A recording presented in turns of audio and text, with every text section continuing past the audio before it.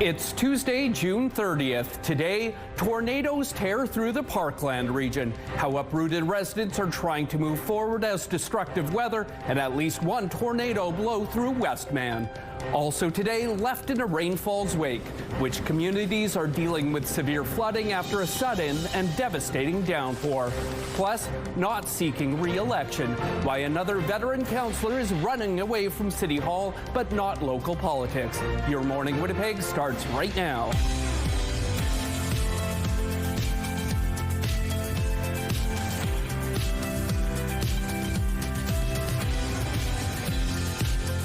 Good morning, happy Tuesday. I'm Daniel Halverson, filling in for Rochelle Legacy today, joined by Tandy Vera.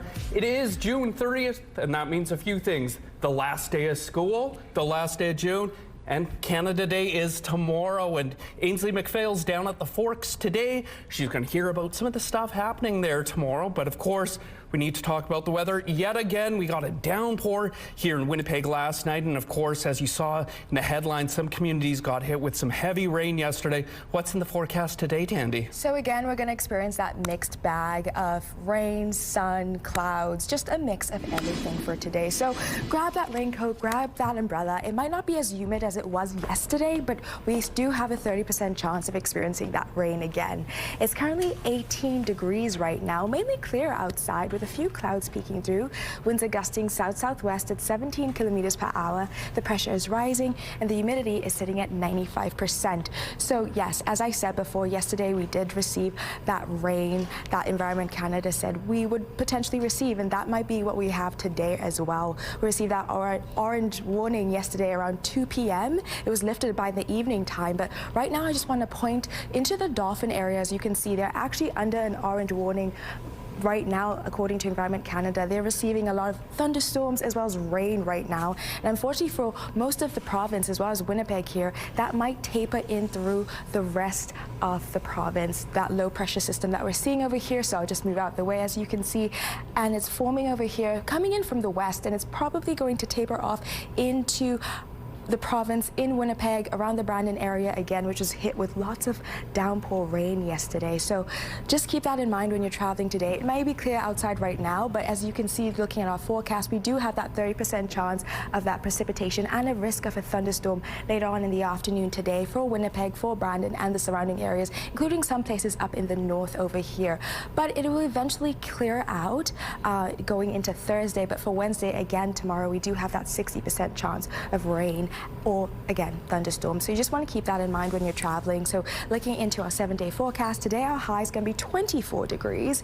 So yes, still warm. Our seasonal is usually 25, but again, that risk of thunderstorms today and tomorrow. So grab that coat, grab that umbrella, because the weather could change any minute.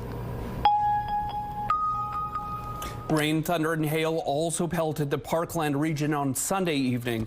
Along with it, a tornado tore through the Rossburn area. At least 2 houses were seriously damaged. CTV's Harrison Shin shows us the aftermath of the storm. There's trees and flying everywhere.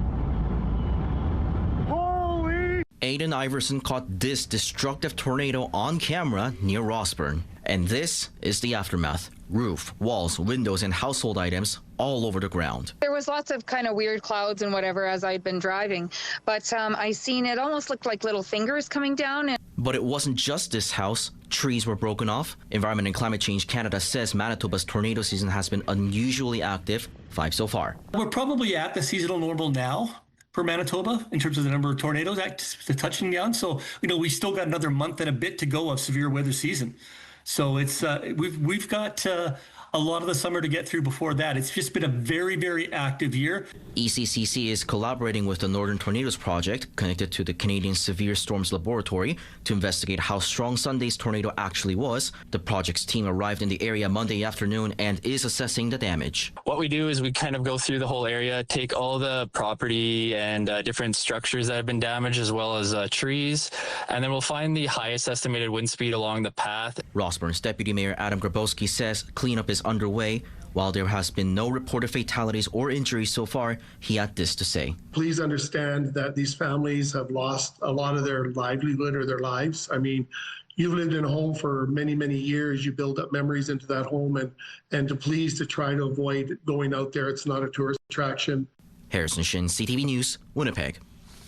The Canadian Severe Storms Lab says the tornado hit at least an EF2 rating on the enhanced Fujita scale, where wind speeds reach between 180 and 240 kilometers per hour. However, the lab is still processing data to get a more accurate rating. Applications open later this week for the city's new vacant building grant. Beginning Thursday, property owners can apply for up to $35,000 per unit. The grant can be used to buy, repair, and/or renovate vacant buildings for housing. A total of $3 million is available. You can find out more by visiting the city's website or by attending an information session scheduled for July 22nd. Applications are open until August 17th, and the funds must be spent before October of next year. Meantime, the city's new empty building fees are now in effect. It means an annual fee will be applied to vacant properties that are subject to one or more Schedule A inspections. That's down from the 3 or more previously required. The fee starts at 1% of the property's most recently assessed value, increasing by 1% each year to a maximum of 5%. The RCMP says 6 people are presumed to have drowned after a fishing charter sank southwest of Richmond, BC Sunday. It was very difficult to communicate with them. They were so hypothermic, in our opinion. And we just kept going around, and it was very rough seas. This couple spotted people struggling in the water with no other boats nearby and tried to help. They sent out a mayday call and were able to help 3 of them out of the water about 18 kilometers from the shore. Another person was rescued by the crew of a Coast Guard hovercraft. 2 of them have been released from hospital and 2 others are in critical condition. The search for survivors has been called off, and a police underwater team is preparing to do a deep dive search for the ship in the Georgia Strait. We've all been warned of the dangers of obesity, but a new Harvard study may bring some clarity and hope to protect heart health. Obesity is linked to many health conditions such as diabetes, high blood pressure, heart disease, and strokes. However, the long-term effects of obesity may be more related to the total length of time a person is living with extra weight rather than a high BMI at any point in their lives. This is especially important for young people. Losing weight at a younger age can decrease risk of heart attacks and strokes later in life. The important message is not to get frustrated with a number on the scale today, but take action now to improve your health for the years to come. Canada Day is tomorrow, and with it comes reduced hours or closures of several city services and businesses. Winnipeg City Hall and administrative offices will be closed to the public Wednesday. If you want to hit the shops, CF Polo Park, Outlet Collection Winnipeg, Garden City Shopping Centre and Kildonan Place are all open from 11 a.m. to 6 p.m. on Canada Day, but St. Vital Centre and Grant Park Shopping Centre will be closed. As for attractions, the Manitoba Museum, the Canadian Museum for Human Rights, and the WAG will be open. And you can't forget about the Forks Canada Day celebrations, with festivities beginning at 10:30 a.m. And if you're feeling extra celebratory, all Winnipeg and Brandon liquor marts will be open 11 to 6, except for the True North Square location. Well, Canada has a date with Morocco in the round of 16 on Saturday after they knocked out the Netherlands in a penalty shootout. Saibari up against Verbruggen. It's Saibari! And history does repeat itself. Morocco won 3-2 on penalties after the match ended in a 1-1 draw. It was a scoreless match until the 72nd minute when Cody Gakpo put the Dutch up 1-0. Netherlands held that lead until stoppage time when Morocco's Issa Diop tied it with an unstoppable header. Morocco is now heading to Houston to play Canada with a spot in the quarterfinals on the line. So if you have other plans Saturday, cancel them, because Canada will take on Morocco on July 4th in Houston, as I just mentioned. That game is at noon Central Time, and you can watch it on TSN, Crave, and right here on CTV. And it may be a long way from New Brunswick to the FIFA World Cup pitch, but that won't stop 11-year-old Theo Labelle. He's traveling to Toronto to be the official ball carrier in a FIFA game. Toronto is dear to LaBelle's family. Theo was born with complex congenital heart disease and received much of his treatment at Toronto's Sick Kids Hospital. This time he'll be in the city for much happier reasons as the ball carrier for the game on July 2nd between Portugal and Croatia. He hopes he can speak to his favorite player, Croatia's Luka Modric. And we're not going to take a look at traffic right now. We are going to take a look at our Ainsley McPhail, who is over at the Forks in her Canada Day red already. Ainsley, Canada Day 24 hours away or less now. How are things shaping up at the Forks this year? Well, so far so good. It's always a hustling and bustling place, a place of connection, culture, and community.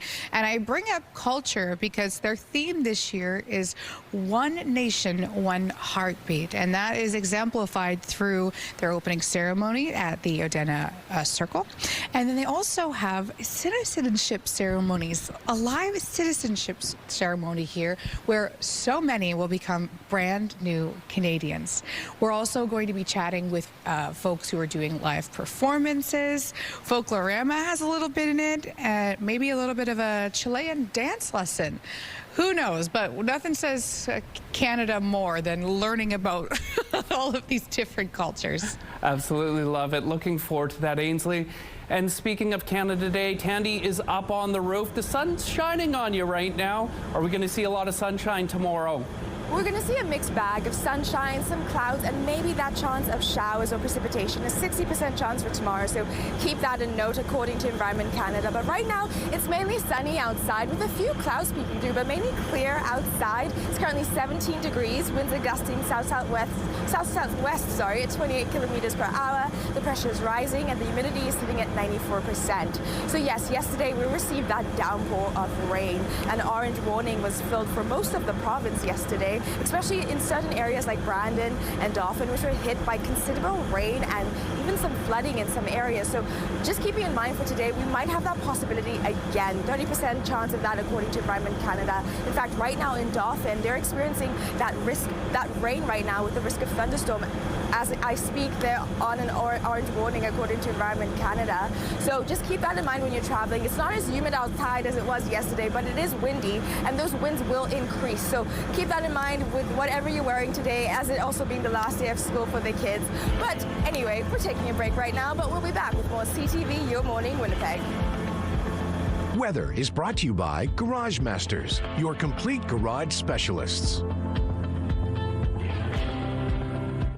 Heavy rain pounded Brandon on Monday evening. The city is one of at least 4 Westman communities to be hit with more than 100 millimeters of rain.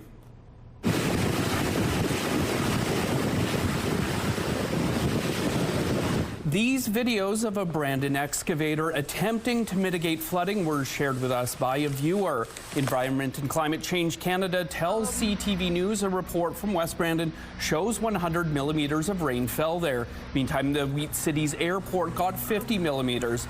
Preliminary Environment Canada reports show 150 millimeters of rain fell Monday evening in Boissevain, 127 in Deloraine, and 101 millimeters of rain fell in Minto. More rainfall totals can be found at ctvnewswinnipeg.ca. Now to the latest on wildfires threatening parts of northern Manitoba. According to the province, the fire is roughly 11.5 kilometers from the town of Lynn Lake. It's more than 5,000 hectares in size and is out of control. The town remains under a mandatory evacuation notice. Lynn Lake Mayor Brandon Dulowich told CTV News the fire was started by a lightning strike on Thursday. He said it grew rapidly due to the lack of rain. The province says 19 people from Manitoba's search and rescue team and the Office of the Fire Commissioner have set up a command post in Lynn Lake dedicated to value protection. And fire apparatus from several departments arrived over the weekend. Meantime, around 1 a.m. Monday morning, Marcel Colombe First Nation residents safely evacuated. The Red Cross says it's well prepared for the influx. Each year in each response, we work very closely with the community leadership in all of them. And yeah, we take learnings from each year, from each response, and working with each community. So, every year and every response informs what we do moving forward. Some evacuees have already arrived at Brandon's Evacuee Reception Centre, and the Canadian Red Cross says other evacuees are expected to be hosted in Winnipeg. The province is working closely with the Red Cross to assist evacuees, ensuring they have access to emergency supports and lodging. The future of supervised consumption sites is raising fresh questions. While Alberta and Ontario move to shut some down, a new snapshot is revealing what Canadians think about the sites. Here's CTV's Kathy Lee.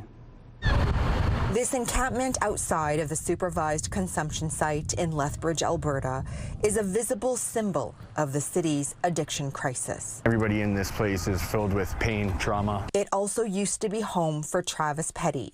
He says the drugs numbed his pain. When you're in addiction, really that is your survival. What helped him survive during his darkest days were supervised consumption sites in Lethbridge and Calgary.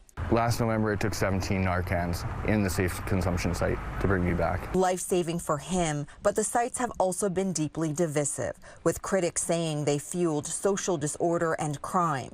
Both will close on June 30th, part of a broader shift that has also seen several sites in Ontario shut their doors. Supporters of the sites say closing them will simply push drug use out into the open, leading to more public overdoses and deaths, and putting even greater pressure on a system that is already stretched thin. It's going to put more pressure on the hospitals, on the shelters, on the public. The closures come as a new national study in the International Journal of Drug Policy suggests Canadians generally perceived supervised consumption sites as beneficial for clients. It thought that not only did these sites provide access to supports and healthcare resources, but they felt more neutral towards the crime situations. Alberta's Ministry of Mental Health and Addiction says opioid-related deaths are declining, and the province is shifting its focus to 24/7 recovery response teams and other supports. Petty says the sites need to stay. He and his lawyer have sought an injunction to keep the Calgary and Lethbridge locations open. We didn't get the injunction, sadly, but we are in the Court of Appeals. As they await a court date, Petty says he'll keep fighting for the people still living the life he once did. Kathy Lee, CTV News, Lethbridge, Alberta. People are being reminded to take precautions as the first major heat wave of the summer hits Ontario and parts of Quebec. I think people need to remember that extreme heat is dangerous, especially to older individuals, especially to people with pre-existing medical problems.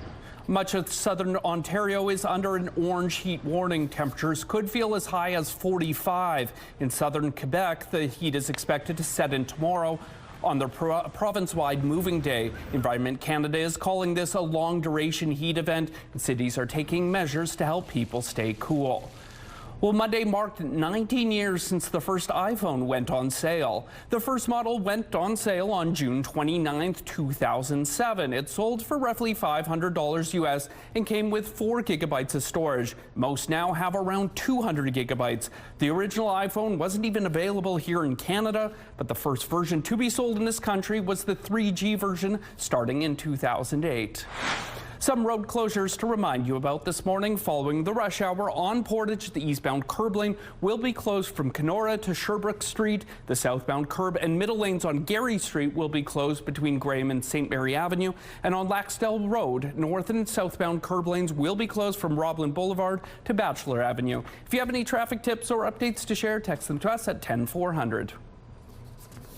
Traffic is brought to you by Mr. Lube Plus Tires. No appointment needed.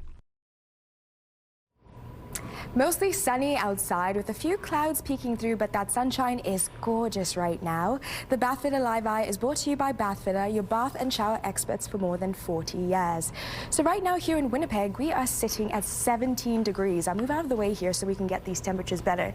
17 degrees right now in Winnipeg, with Brandon at 15 degrees, Dauphin at 16 degrees, however experiencing that thunderstorm and rain right now according to Environment Canada.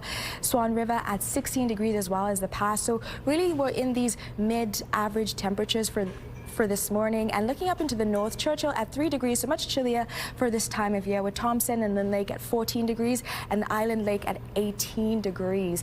Now looking through here, our satellite images, you can see, as I mentioned, that there's a low pressure system that's forming right now affecting Dauphin, as you can see over here, coming in from the west, and it's basically might taper into Winnipeg and the rest of the province. So we might receive that rain or risk of thunderstorm again. There's a 30% chance according to Environment Canada. But looking now, by the time kids head to school, it's going to be 17 degrees and mostly sunny with a few clouds peeking through, and 20 degrees when it's lunchtime. But by the time they're going home, that's when that risk for the thunderstorm and for that precipitation might form according to Environment Canada. So it's best to pack a raincoat or umbrella just in case, because by the time they're leaving school and it's their last day of school, don't want them to get rained on. So just keep that in mind when heading out. And looking at our 7-day forecast, again, 24 degrees is our high today, 23 tomorrow with that chance of thunderstorm as well. But for the rest of the week, it's mainly sunny except for Saturday, where we might have some rain forming according to Environment Canada. So you just want to keep that in mind as well. But mostly sunny days ahead with those double digits in the high 20s. Now, looking at our Skywatch pick of the day, this beautiful picture by Corianne. Lovely, so beautiful. Keep those pictures coming. We're taking a break right now, but we'll be back with more CTV Your Morning Winnipeg.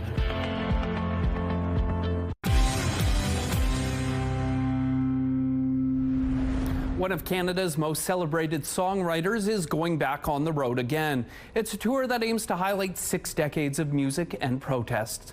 CTV's Stéphane Giroux reports. Bruce Cockburn has won 13 Juno Awards since the 1970s. He pretty much defined Canadian protest songs.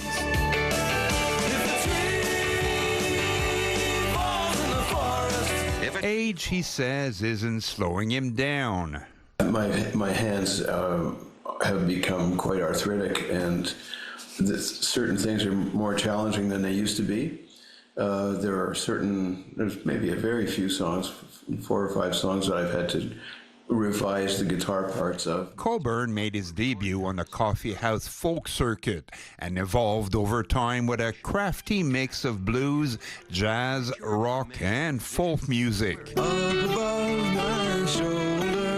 My feeling was if I ended up, playing in bus shelters for pennies, that so be it. Lucky for me, it's been better than that. Like many artists, retirement isn't an option because songwriting is not a craft that stops at 65. Why stop? I mean, if I wasn't getting paid to do it, I'd be doing it anyway. Cockburn never stopped recording. He has a new album coming out this fall, and to this day, he remains active on social issues. My voice is available when called upon, pretty much, for any good cause. As a songwriter, I can spout my own ideas and my own reactions to things. Cockburn has always defended liberal causes, but admits the current political climate can be hostile to his ideals. It's very disturbing, actually, to be seeing things go in that direction. One of the deplorable developments that we're witnessing is that the inability to communicate with each other in a civilized manner. But at 81, he's proud his songs have been covered by some prestigious artists, from Jerry Garcia to Canada's own Bare Naked Ladies.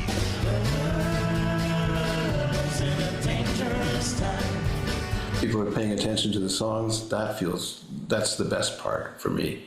Cockburn's tour begins next month in the U.S., but will hit Toronto, Ottawa, and Montreal in October. Stéphane Giroux, CTV News.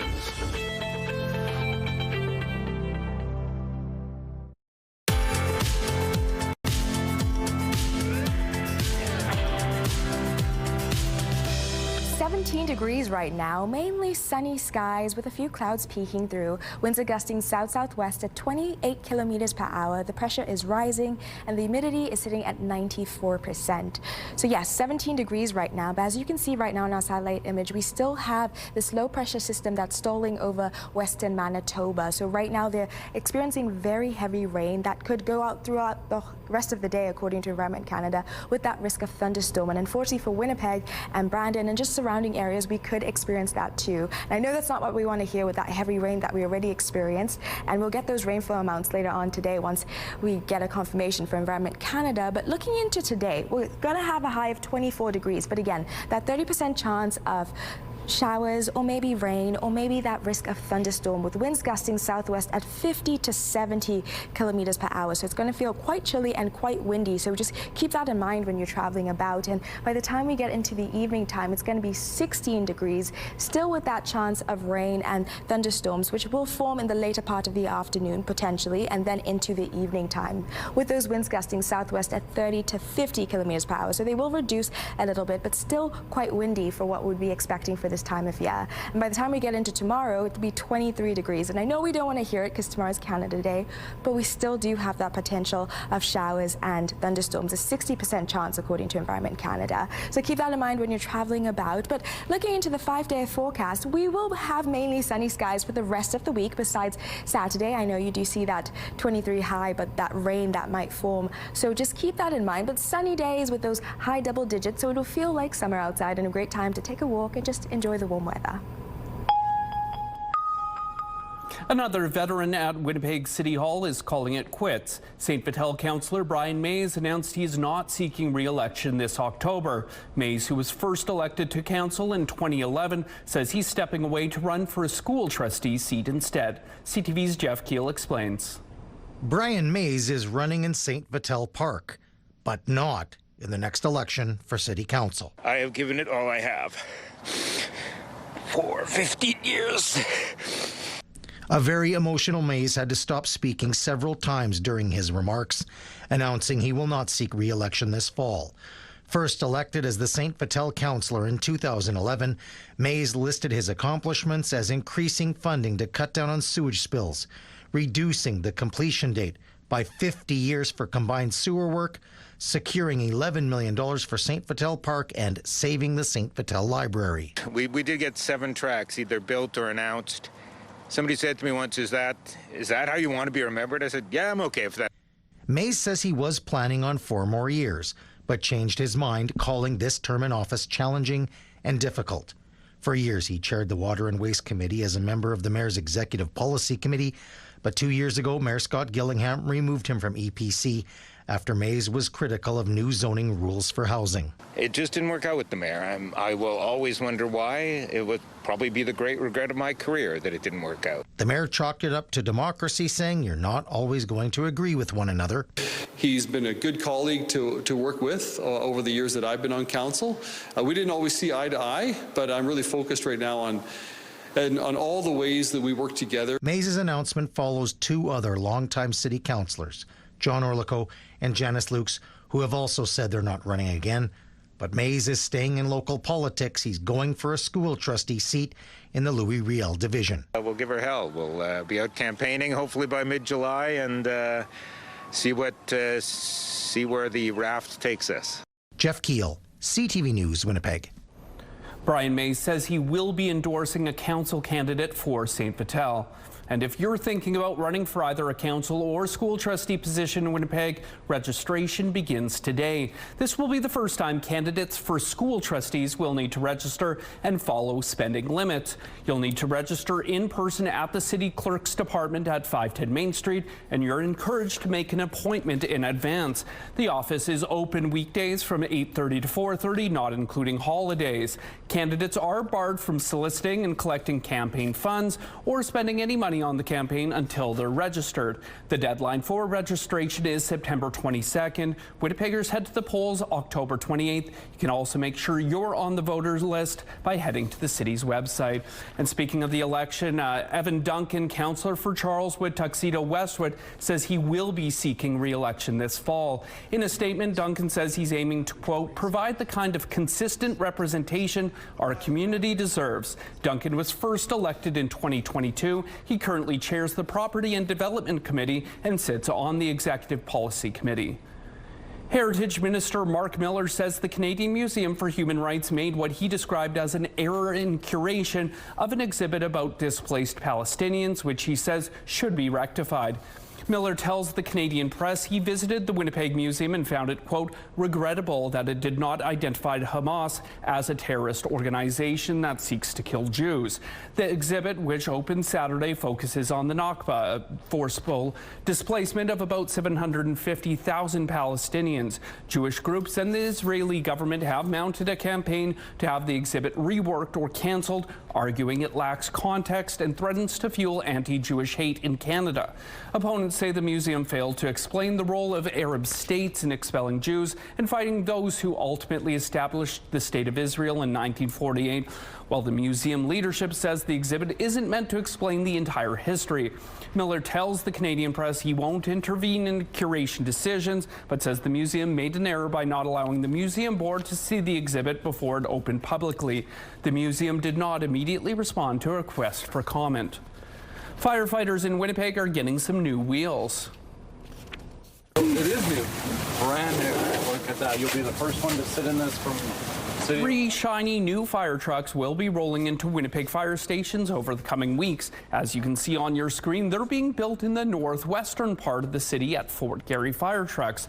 The $1.3 million purchase is part of the city's plan to buy 12 new fire vehicles over the next 3 years. When we talk about purchasing new fire engines, we're talking about ensuring that when someone in our community needs help, whether it's a fire, a medical emergency, or a rescue, we can respond quickly, safely, and effectively. The funding comes from a 2025 city budget pledge to spend $18 million on new fire trucks. And taking a look at the current traffic situation on a kind of spotty camera there, that's the Norwood Bridge. Don't see much traffic out there, but if you do see any problems, text them to us at 10400. And taking a look at your gas prices here in Winnipeg, the average is $1.54, a small drop compared to yesterday, and the lowest price in the city is $1.44. All this information is on gasbuddy.com.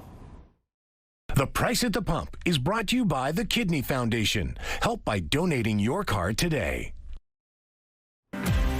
And here's a look at the Forks. That's where you'll find Ainsley McPhail this morning teeing up tomorrow's Canada Day festivities. Don't go anywhere. We'll be right back with more Your Morning Winnipeg. Weather is brought to you by Mr. Lube Plus Tires. Same-day oil and tire changes.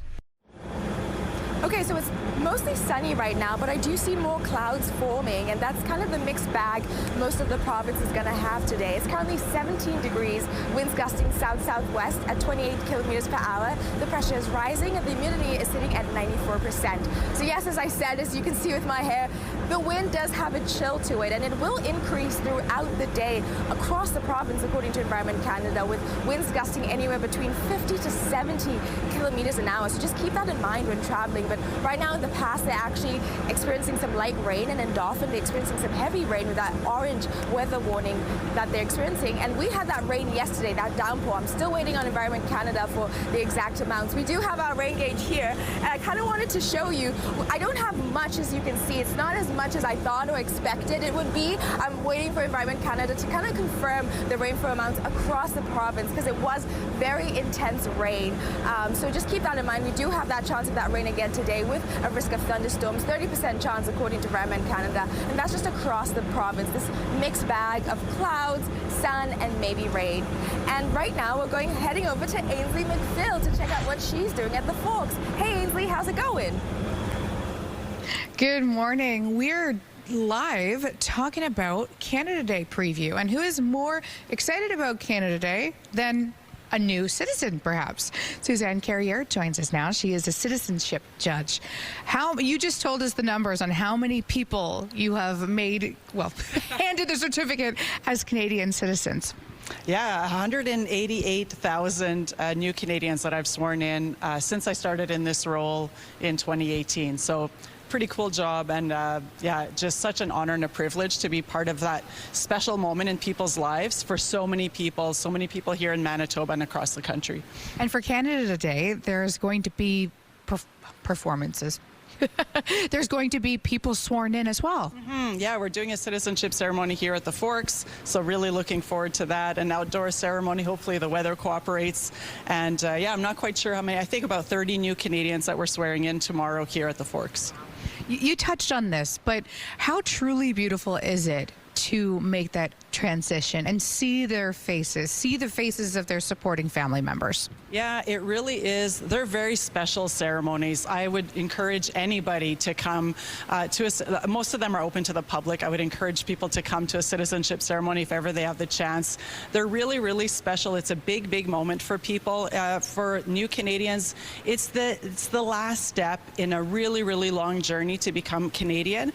And like I said, for the rest of us, it's just really, really special and a real privilege to be part of those moments and to see that happiness and to see that real sense of relief and that sense of belonging. It's just so exciting. And for new Canadians to be able to do that on Canada Day just gives it that extra, it's just extra special. When is this all happening on Canada Day? Yeah. Where? It's happening on the CN stage here at the Forks. I think it's at around 10 o'clock. I'm not even sure of the time. I need to double check. But that's okay. Everything opens at 10 anyways, so head to a link on the website for more details. The Forks is doing this all day, so you're not going to miss something. You know what I mean? You'll see something if you come to the Forks tomorrow.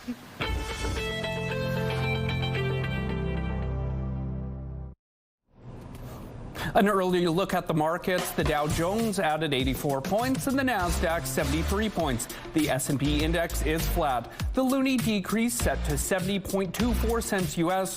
Overseas, the Hang Seng dropped 145 points. The Nikkei is 594 points higher.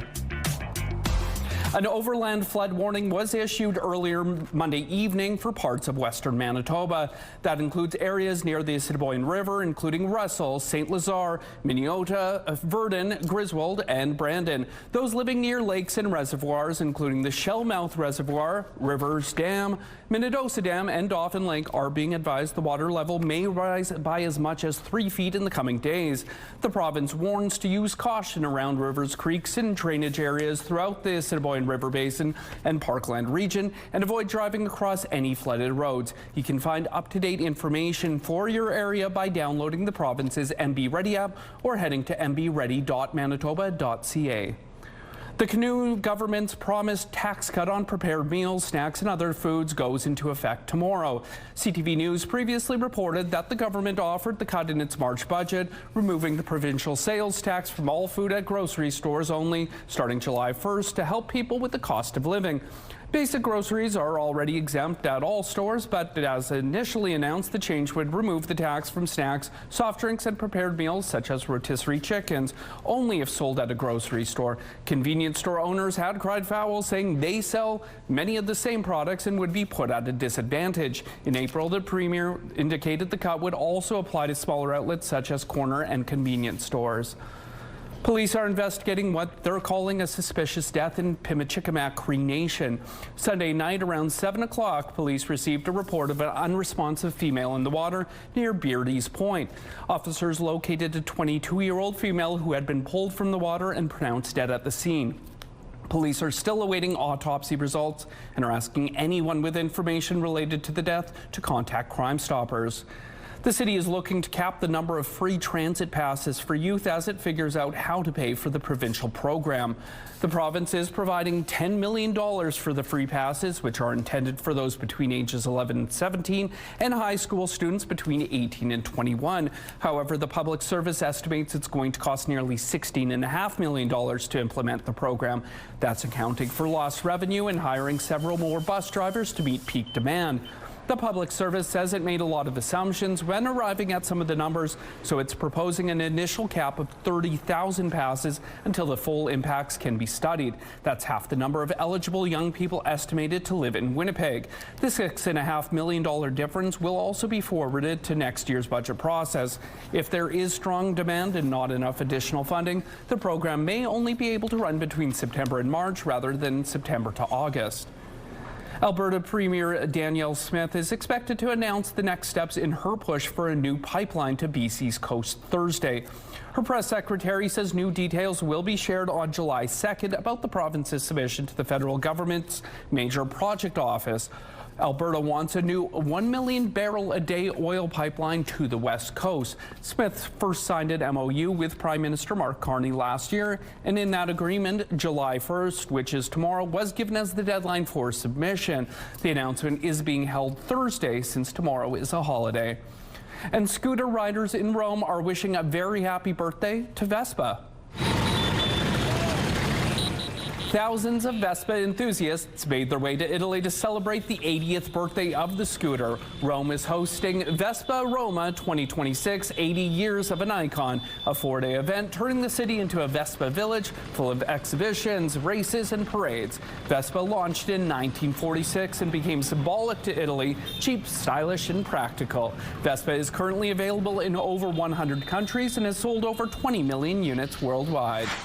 And some road closures to remind you about this morning following the rush hours. On Portage, the eastbound curb lane will be closed from Kenora to Sherbrooke Street. The southbound curb and middle lanes on Gary Street will be closed between Graham and St. Mary Avenue. And on Laxdale Road, north and southbound curb lanes will be closed from Roblin Boulevard to Bachelor Avenue. If you have any traffic tips or updates to share, text them to us at 10400.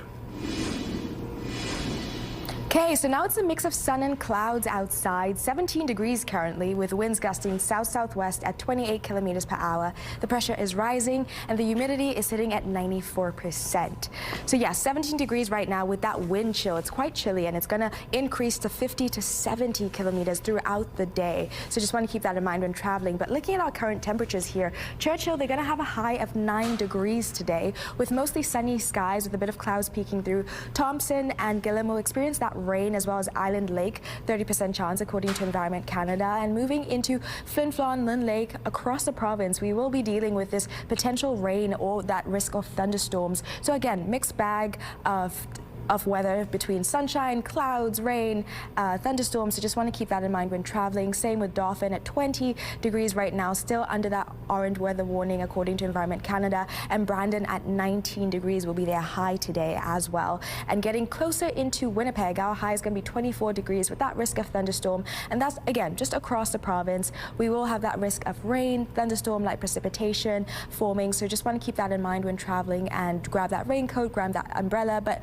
we'll be seeing a lot of these double digits between the 20s to 25s for most of the province. And looking now into Red Lake, 23 degrees, 24 Kenora, and Dryden at 27. And now looking at your 7-day forecast right now. So we, again, high of 24 for us today. Tomorrow, a high of 23 degrees, still with that 60% chance of showers or rain. So keep that in mind. But throughout the week, it's going to be mostly sunny with some clouds peeking through, except for Saturday. I know you do see that rain. We do have that potential for rain. So just want to keep that in mind when traveling around. Let's check in now on the team at 103.1 Virgin Radio, Ace and LTI. Good morning, fellas. Hey, real nice to see you. You two are doing an amazing job. Oh, awesome. Thanks, guys. Yeah. Like real good. Hey, nice hat, by the way. No, go got it. Oh, thank you very much. The other night, I just wanted to give a plug. I was speaking at out in Toulon, like high school at their grad. And I wanted to give a shout out to Ludwig Catering. They were so nice. They did the meal and all the food, and it was unbelievable. Speaking of school, last day of school, like some teachers and students going right till today. When you were little, did you ever take like you're a little kid, right? And so finally you're free. You got 2 months ahead of you. Did you ever take the summer and like singularly focus on one specific thing? Like Lloyd's is good. How old were you? Like 10? I would say 10 or 11. Yeah. So he said he's 10 or 11. He dedicated his entire summer to hyper-focused on hacky sack. He had no friends that had a hacky sack, so it was just him. I was going to learn tricks. I was going to be the best in the world, and to this day, I'm still not good. Well, I'll come down there and we'll kick what do you around. Got? Yeah. Yeah, we'll definitely kick around a sack one of these days and maybe hit the ledge, you know, classic hacky sack territory. Yeah, we'll have a hack circle. Us three for sure. For me, you know, I remember being a kid and having those like get rich quick scheme kind of summers. And like, I'm going to make so much money. I'm going to have lemonade stands. I'm going to clean, you know, mow lawns. And at the end of the summer, I'd make like $18. And so really, it was not just making successful. bank. Very good. Awesome. That's pretty good, though. What about you, Ace? I love it. See how many crayfish I could catch in Cooks Creek. Yeah, okay. Catch and release program. I'm sure I just kept catching the same ones over and over again. And I would write down at the end of the day how many I caught. 8. Recording data. Recording data. You love that so much. Well, I hope you guys have a great Canada Day tomorrow, and we'll all listen to Alice Cooper later and a little School's Out for Summer. Real nice work, nice. Daniel. Way to go. A couple in BC is creating a trio of electronic animals, including a loon that sings like Celine Dion and a rideable rodent named Lester Beaver Pearson. CTV's Adam Sawatsky has more on these O Canada robots. When you stop to wonder what Janet Mader's carrying. These are robot wildlife. And she introduces the robot goose as Gustav, before mentioning the robot loon is named after an iconic singer. This is Celine Dion. And then David Bino tells you they have a third animatronic animal. Yeah, we've got an electric beaver. You're grateful they agree for you to follow them into their hack space and meet who they named after a former prime minister. His name's Lester Beaver Pearson, because Canadian history nerds and bad puns. But also because David and Janet simply thought it would be funny to make Lester Beaver Pearson rideable. Oh, it's hilarious. So Janet figured out new welding techniques, while David learned all about electronics. Whenever I get stuck kind of thing, she can usually find a way out and vice versa. And while the other animals are featured at combat robot tournaments, with Gustav the Goose performing the halftime show and Celine Dion singing the national anthem in both official languages, Lester Beaver Pearson makes appearances all over the place. I personally just like to inject little bits of joy. A couple of David and Janet's friends rode the Beaver during their Canadian citizenship ceremonies over Zoom. So they can feel like that much more Canadian while taking their oath of citizenship. And then a bunch of their neighbors borrowed them for a nonagenarian's birthday. That's a 90-year-old's. Nonagenarian beaver rodeo is a phrase I never thought would enter my lexicon, but it was amazing. But best of all is when they take the beaver out in public to build a community by offering rides to strangers. So nice to see that you're making somebody smile, because there is so much awfulness. So it feels really important, you know, being kind. Like our country was created by all sorts of different people coming together to make this mosaic we call Canada, Janet and David are hoping to inspire others to build all sorts of things to make our communities more fun. It's kind of a wonderful time to be alive, really. Adam Sawatsky, CTV News. It's Tuesday, June 30th. Today, the storm aftermath. What type of destruction was caused by the Rossburn tornado? Plus, keeping the blaze at bay. What's the latest on a wildfire threatening a Manitoba town? And gearing up for the game when Canada is set to take on Morocco in the World Cup. Your Morning Winnipeg starts right now.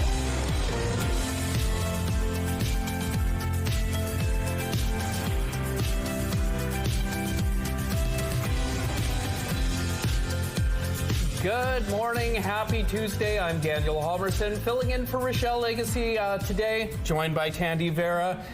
June 30th, meaning we're one day away from Canada Day, and Ainsley McPhail is down at the Forks. She's going to tee up everything happening there tomorrow. And coming up a little later in the hour, we're going to talk to the festival organization, or a festival organizer, there we go, for it's called Country Jam 26. It's coming to Red River Exhibition Park next week, a brand new music festival celebrating country music. But we do need to talk a little bit about the weather, because for another night, parts of Manitoba hammered by rainfall. How's it looking for Canada Day? It's a mixed bag, unfortunately, and I know that's not what everyone wants to hear right now, but according to Environment Canada, for tomorrow we do have that 60% chance of showers or maybe risk of thunderstorm. Currently, it's 17 degrees, mostly sunny with a mix of clouds in the sky, winds are gusting south-southwest at 28 kilometers per hour. The pressure is rising and the humidity is sitting at 94%. So yes, a mixed bag of weather is what we're expecting for most of the province today. As you can see right now, we still have a low pressure system that's stalling most parts of western Manitoba, and it might taper through to the rest of the province. And right now in Dauphin, actually, they are dealing with an orange weather warning and experiencing heavy rain. And even in the past right now, it is raining lightly according to Environment Canada. So as you can see right now, that low pressure system coming in from the west and now tapering into the rest of the province. So keep that in mind when traveling. We do have that 30% chance today of rain and thunderstorms. So that's that mixed bag expected for later on in the afternoon. But as you can see, it might also taper in and stay about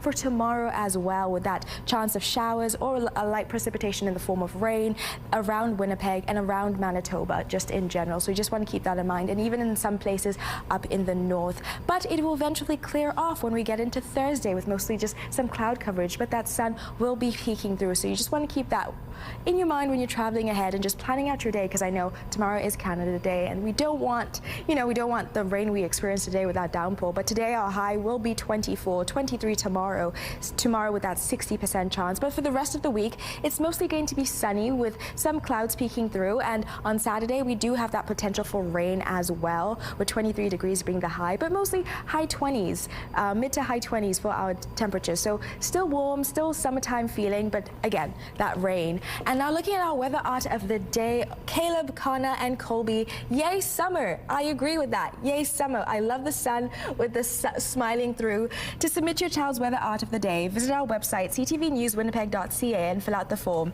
Your art can be shown on Your Morning Winnipeg, and it will also enter you into our monthly contest for a chance to win a $100 gift card from Crocodile on Keniston and Regent locations.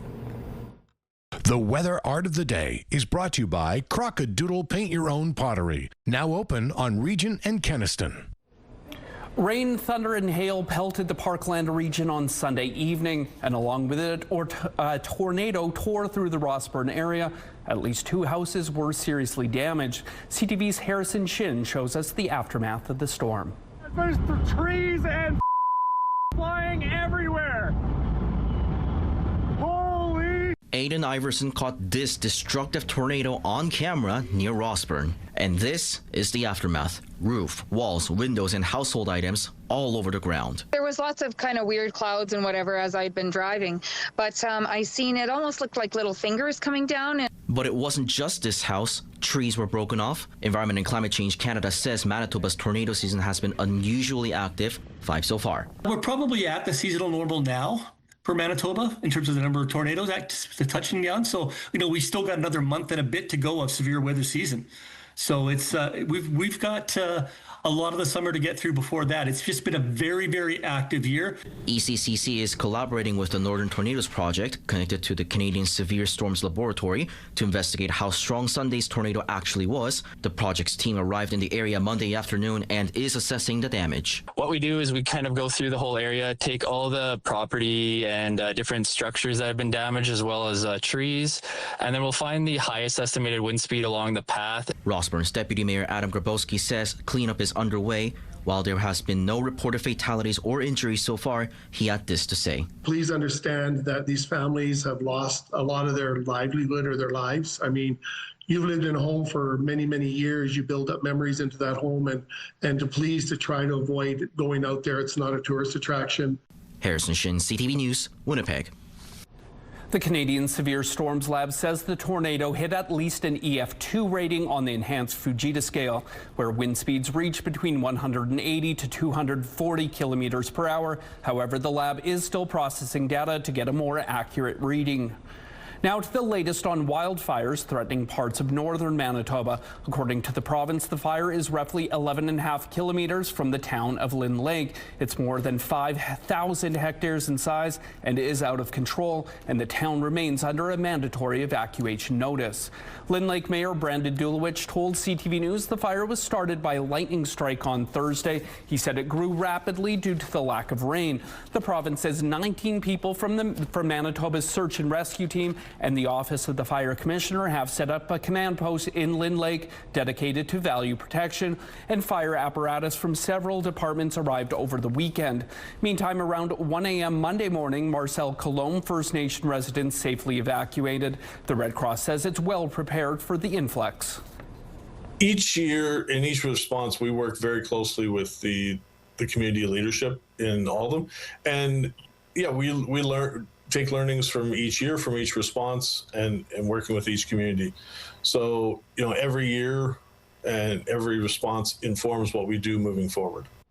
Some evacuees have already arrived at Brandon's Evacuee Reception Centre, and the Canadian Red Cross says other evacuees are expected to be hosted here in Winnipeg. The province is working closely with the Red Cross to assist evacuees, ensuring they have access to emergency supports and lodging. Health Canada has approved the first generic version of Wegovy. This is a semi-glutide injection made by Canada's Outage. Health Canada's approval is specifically for chronic weight management in people aged 12 and up. There could be more approvals coming down the pipeline. Health Canada says it's reviewing 6 more submissions for generic semaglutide products. Decisions are expected in the coming weeks and months. Canada Day is tomorrow, and with it comes reduced hours or closures of several city services and businesses. Winnipeg City Hall and administrative offices will be closed to the public Wednesday. If you want to hit the shops, CF Polo Park, Outlet Collection Winnipeg, Garden City Shopping Centre and Kildonan Place are all open from 11 a.m. to 6 p.m. on Canada Day, but St. Vital Centre and Grant Park Shopping Centre will be closed. As for attractions, the Manitoba Museum, the Canadian Museum for Human Rights and the WEG will be open, and you can't forget about the Forks Canada Day celebrations with festivities beginning at 10:30 a.m. And if you're feeling extra celebratory, all Winnipeg and Brandon liquor marts will be open from 11 a.m. to 6 p.m. with the exception of the True North Square location.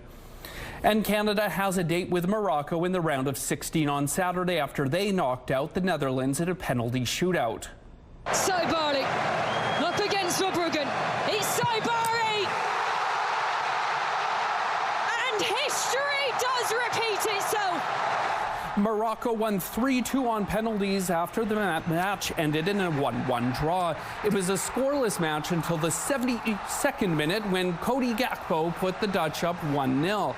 Netherlands held that lead until stoppage time when Morocco's Issa Diop tied it with an unstoppable header. Morocco is now heading to Houston to play Canada with a spot in the quarterfinals on the line. So if you have... we're going to move on to Portage Avenue there, and we're taking a look at traffic. Moving pretty nicely near Polo Park. If you have any traffic tips, text them to us at 10400.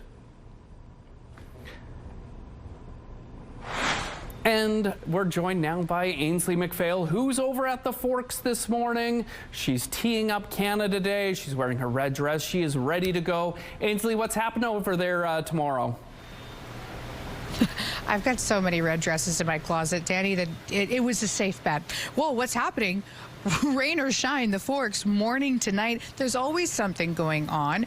Many nations, one heartbeat is the theme. And for a place that sees over 4 million people annually from all over the world, it's an awesome day to celebrate our great nation through various cultures and, of course, truth and reconciliation. Now, there's going to be a live citizenship ceremony. There's going to be many performances, including a partnership with Folklorama. This morning, we're going to have a conversation with the Chilean Pavilion.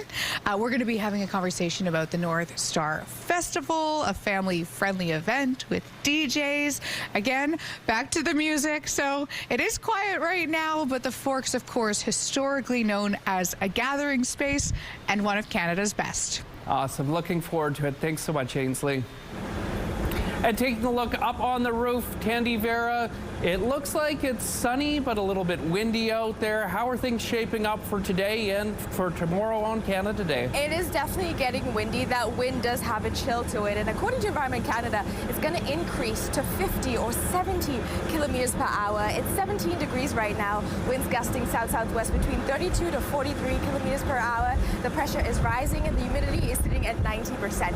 So yes, that wind chill is quite intense, and it might increase throughout the morning and throughout the day, really. But I do have the weather rain amounts from Environment Canada. Bois-Savarin received 152 millimeters of rain yesterday. Deloraine received 129 millimeters of rain. Minto received 113 millimeters of rain, and Neepawa was at 101 millimeters. But here in Winnipeg, we only received about 25 millimeters, so not as intense or as bad for us here in Winnipeg. But across the province, people did deal with heavy rain, according to Environment Canada, and some wind damage in southwest Winnipeg in the White Ridge area. So quite an intense night and day yesterday, and right now it's an intense morning for people in Dauphin who are under an orange weather warning right now. And we do have that chance of receiving that rain again across the province today, that 30% chance. So just keep that in mind when traveling about.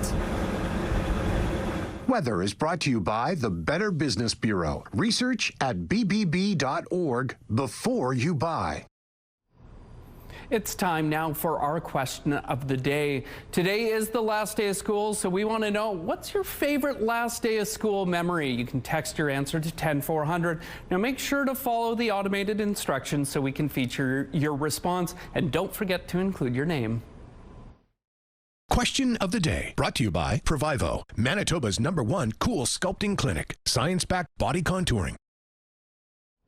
And at Your Morning Winnipeg, we're all about celebrating your amazing pets, furry, feathered, or scaly. Your Pet of the Week submissions have been amazing, and we want to see even more, whether it's dogs, cats, birds, or any other pet pals. Send them our way. Drop your pet photos and a fun little story about them to petoftheweek@ctv.ca.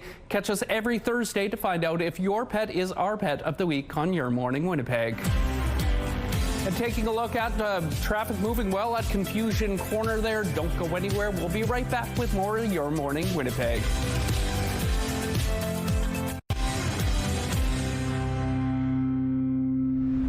Manitoba Hydro is reporting storm-caused outages are affecting thousands of customers across southern Manitoba. In a post on X from just before midnight last night, Hydro says as many as 14,000 customers were without power. The post went on to say crews are prioritizing 911 calls and then tackling all other outage reports to get everyone back online as quickly and safely as possible. And heavy rain pounded Brandon on Monday evening. The city is one of at least 4 Westman communities to be hit with more than 100 millimeters of rain.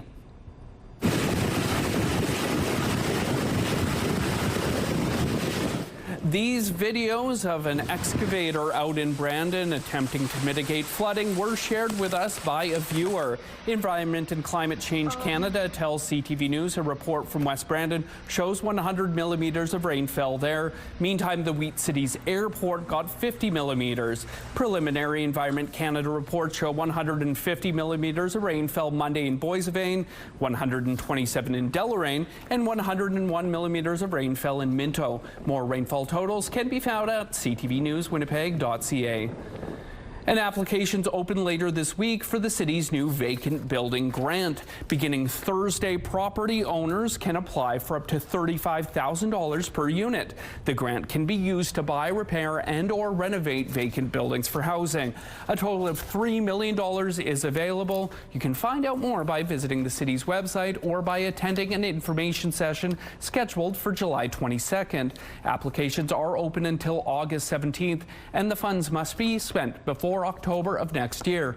Meantime, the city's new empty building fees are now in effect. It means an annual fee will be applied to vacant properties that are subject to 1 or more Schedule A inspections. That's down from the 3 or more previously required. The fee starts at 1% of the property's most recently assessed value, increasing by 1% each year to a maximum of 5%.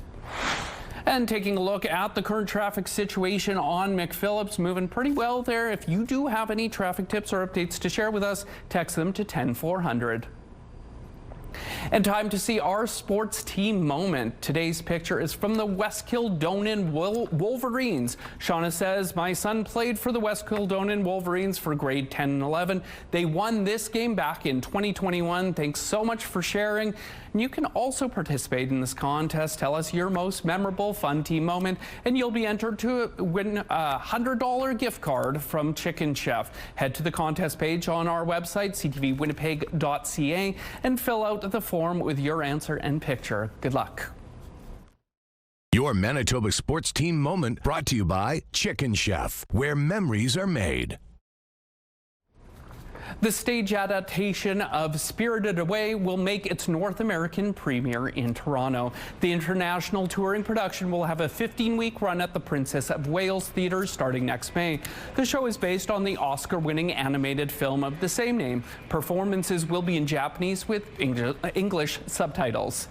America's World Cup broadcaster is having some fun with a couple of Canadian stereotypes. The joke comes after Canada's huge win over South Africa in the knockout round on Sunday.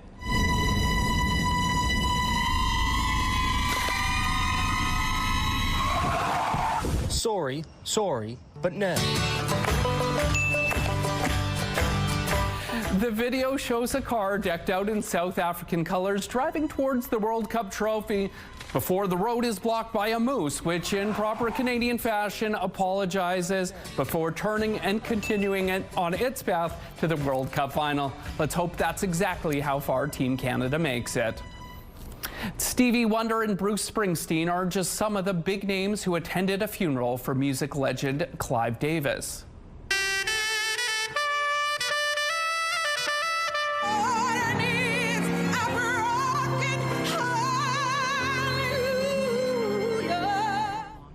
Tributes to Davis included a sax solo by Kenny G and Leonard Cohen's Hallelujah, sung by Jennifer Hudson.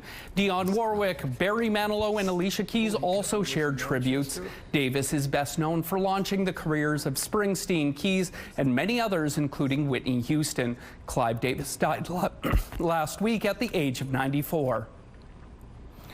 And your Tuesday primetime lineup kicks off at 7 with The Big Bang Theory. Match Game comes next at 8, and Password winds up at 9. It's all right here tonight on CTV. Right, mainly sunny right now with small clouds peeking through, looking through our live eye. The Bathfitter Live Eye is brought to you by Bathfitter, your bath and shower experts for more than 40 years. So right now it's currently 17 degrees here in Winnipeg currently. I'm going to step out the way so you can see the rest of the temperatures.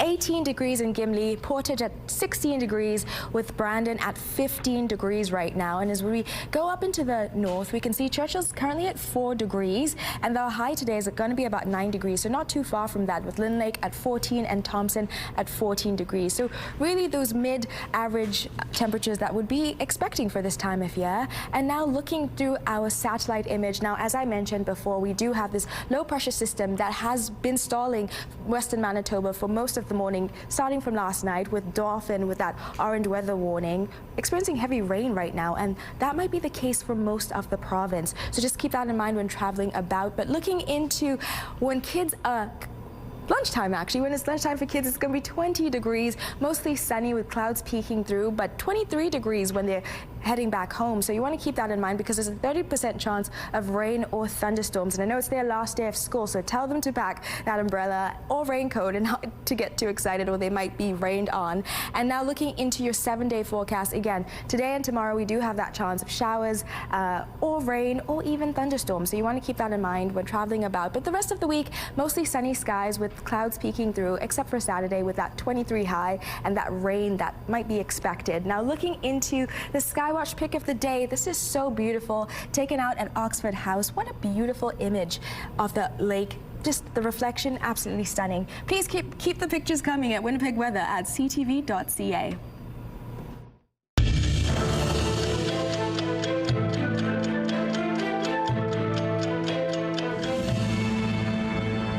June 30th, 1859. French acrobat Blondin crossed the Niagara Gorge on a tightrope.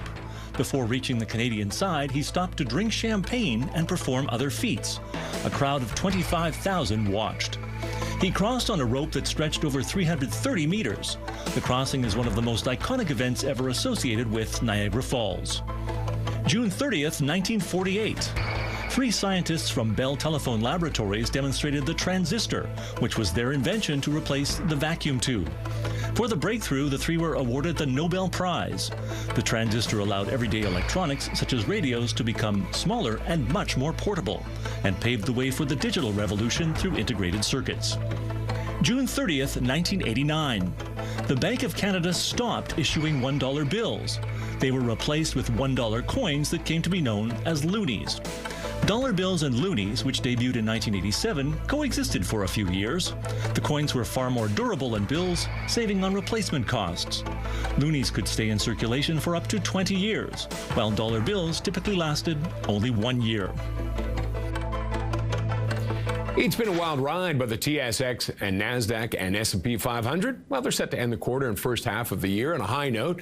TSX was up both quarters and is up about 10% heading into this last day. The NASDAQ, fueled by the AI boom of the second quarter, is up nearly 20% in that quarter and 11% for the half. The S&P 500 up close to 9%. Quarterhill is buying Conduent's tolling solutions business for aggregate consideration consisting of $70 million in cash plus stock representing 7% of shares outstanding. The expanded Quarterhill is expected to have approximately $2 billion in combined backlog.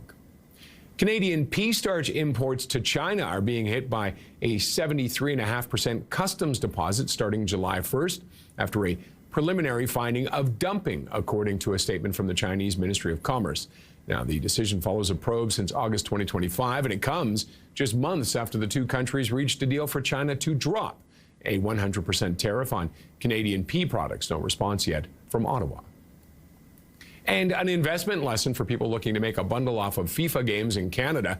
Last week, when Canada had a shot to play a knockout game in Vancouver, tickets there were $2,100 for that game. Now, Canada is playing in Houston. They're a lot less, some as low as $500. Now, the Portugal-Croatia game featuring Ronaldo in Toronto, it's sold out. Scalpers are getting up to $5,000. And that Canada-Morocco game Saturday in Houston, tickets are as low as $1,200. You can fly down. Those are your morning business headlines. For B&M Bloomberg, I'm Roger Peterson. Ainsley McPhail is at the Forks this morning, teeing up Canada Day happening tomorrow. We'll have details right after the break. It's a beautiful morning over at the Forks, and CTV's Ainsley McPhail is there teeing up Canada Day celebrations. What's happening over there now, Ainsley? Well, it's so weird to be here so early when the action hasn't started yet. Tomorrow, things are going to be hustling and bustling, and you're going to hear the wonderful music as well. Tommy Phil joins us to tell us all about the music. Now, he's part of a 6-piece group? Yes, 6-piece band, Okay. yeah. Tell me about you guys. So, the leader of the band is me, Tommy Phil, and the name of my band is called The Infiltrators. So it's a fun group. We consist of a bass player, keys player, drummer, percussionist, and an electric guitar player. Yeah. Wow, that sounds like quite a vibe. Tell us about the performance itself and what people can expect tomorrow. So tomorrow, everybody's expected to come with their dancing shoes. We're about to have a party on Canada Day. We're taking you back to Lagos, Nigeria for a bit of a vibe, bring some food, bring some friends. It's fantastic energy. And that's the theme plays on this year at the Forks for Canada Day, like multiculturalism and just how many different cultures make what a Canadian is. Bring your perspective to that. Well, I came here in 2015 as an international student, studied at the University of Manitoba, global political economics major, and it's been one of those experiences that's, leaving your home country, coming to Canada. It's never an easy process, but Canada has embraced me in such a way that I could never have imagined, with my music, with my friends, with my family, even down to the food, So it's a full circle moment for me, having come in 2015 and now playing a big stage here in Winnipeg, it's fantastic. And you got your permanent residence as well. This November, or last November actually, yeah. So totally full circle moment. What time can people check you out? So we're gonna be on stage by 6:30, but definitely come early so you have some time to settle in and you're not stressed, because it's gonna be a fantastic show. Okay, I won't be stressed. Danny, we're going to be talking about Canada Day all morning long. Back to you. Thank you. And taking a look at the weather, speaking of Canada Day, how are things shaping up for tomorrow, Tandy? Hate to be the bearer of bad news, but it's a mixed bag. We do have that 60% chance of showers or rain in the later part of the afternoon tomorrow, so just keep that in mind. It's currently 17 degrees, mainly sunny outside. Winds gusting south-southwest at 32 to 43 kilometers per hour. The pressure is rising and the humidity is sitting at 90%. So yes, mixed bag of weather is what we're experiencing across Manitoba. In fact, right now in western Manitoba, as I've been saying all morning, they're still experiencing that low pressure system that's been stalling for most of the morning, and Dauphins still been under that orange weather warning throughout the morning, starting at 4 a.m. today with that heavy rain, and parts of Swan River as well in western Manitoba, and it might taper off into Winnipeg and just across the province. According to Environment Canada, they can experience anything from 35 to 90 millimeters of rain today, so a lot of rain, and I know that's not what we want to hear, but just something to keep in mind. 24 degrees today will be our high, with winds gusting southwest from 50 to 70 kilometers per hour, again with that 30% chance of showers or thunderstorms in the later part of the afternoon, and might tee off in the evening time. By the time we get to the evening, again 16%, winds gusting southwest at 30 to 50 kilometers per hour, so less wind strength, but still quite chilly for what we'd be expecting. And again, that chance of rain and precipitation. And by the time we go into tomorrow, 23 degrees, winds gusting 30 kilometers per hour. And I know that's not what we want to hear, but Mother Nature can change on us at any moment. So just keep that in mind and just grab a raincoat, umbrella just in case. But looking into your 5-day forecast, we do have sunny days ahead. So great news ahead, except for Saturday. I know I do see Saturday, but that might change because Mother Nature changes on us. But sunny days ahead with mostly double digits of high 20s. An overland flood warning was issued earlier Monday evening for parts of western Manitoba. That includes areas near the Assiniboine River, including Russell, St. Lazare, Minneota, Verdun, Griswold, and Brandon. Those living near lakes and reservoirs, including the Shellmouth Reservoir, Rivers Dam, Minnedosa Dam, and Dauphin Lake, are being advised the water level may rise by as much as 3 feet in the coming days.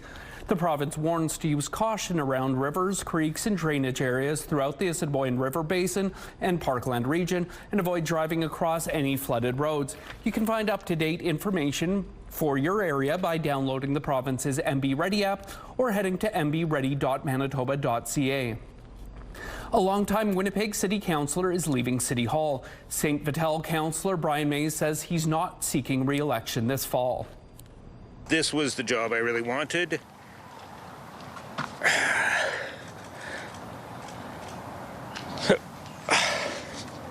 I have given it all I have for 15 years. And it's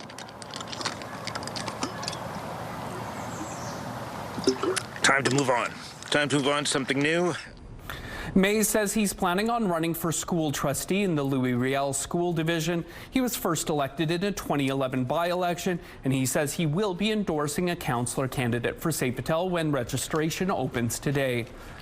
A 17-year-old male is dead following a rollover on a Manitoba highway. On Sunday around 6:45 a.m., officers were called about a crash involving an SUV on Highway 405 near Lorette. Police say the SUV hit a ditch and flipped over sometime overnight, but wasn't noticed until the morning. Officers discovered a severely damaged vehicle. The driver, who was from Dufresne, was found inside the SUV, initially concealed by the extent of the damage. He was pronounced dead at the scene, and RCMP continue to investigate. In Alberta, thousands of people were trapped in Kananaskis country after heavy rain and flooding triggered local states of emergency.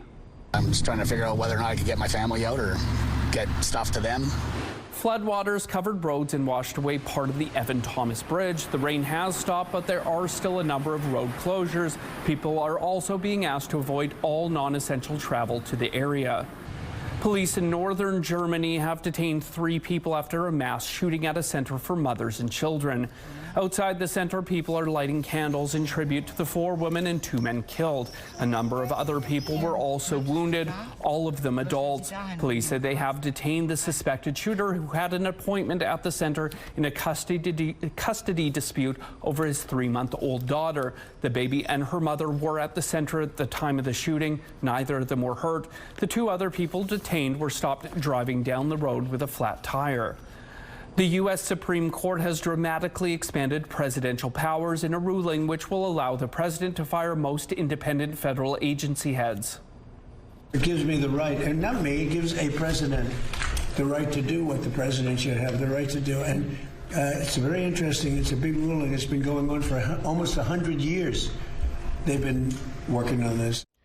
The ruling upholds U.S. President Donald Trump's firing of a member of the Federal Trade Commission. However, he won't be able to fire the head of the Federal Reserve.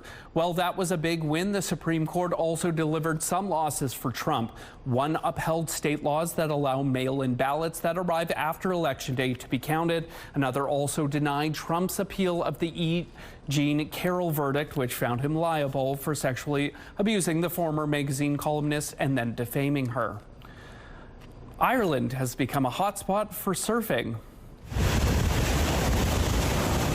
The Emerald Isle has always had the waves, but now its surfing infrastructure is catching up. A big factor in the rise of popularity is forecasting. Short-range forecasts have improved, allowing people to book flights on short notice. Those who are familiar with the conditions say surfers are attracted to the quality and variety of waves. And some road closures to remind you about this morning. Following the rush hour on Portage, the eastbound curb lane will be closed from Kenora to Sherbrooke Street. The southbound curb and middle lanes on Gary Street will be closed between Graham and St. Mary Avenue. And on Laxdale Road, north and southbound curb lanes will be closed from Roblin Boulevard to Bachelor Avenue. If you have any traffic tips or updates to share, text them to us at 10400. And taking a look at your gas prices here in Winnipeg, the average is $1.54, a small drop compared to yesterday, and the lowest price in the city is $1.44. All this information is on GasBuddy.com.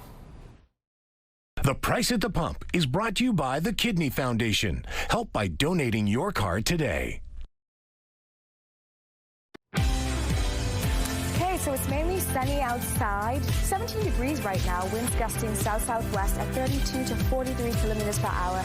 The pressure is rising and the humidity is sitting at 90%. So 17 degrees right now. And looking at our highs for the rest of the day, Churchill's going to have a high of 9 degrees, Thompson 19 with that chance of rain, 22, and Gillam at 21. And looking across here, we have Lynn Lake with 26, again with that chance of rain or precipitation, or again risk of thunderstorm just across the province, with Flin Flon at 20 degrees and Norway House at 22 degrees with that risk of a thunderstorm. And looking into Dauphin, which is still under an orange weather warning this morning, experiencing heavy rain, anything between 35 to 90 millimeters according to Environment Canada, and their high is going to be 20 degrees with Swan River at 19 degrees with that risk of thunderstorm, and Brandon at 19. So that's just across the province where you have this mixed bag of a mix of sun, some clouds, and maybe that chance of rain or light precipitation in the form of showers, or maybe that risk of thunderstorm. So just keep aware of that for the rest of the day. Winnipeg with a high of 24 degrees today. Our seasonal average is usually about 25, so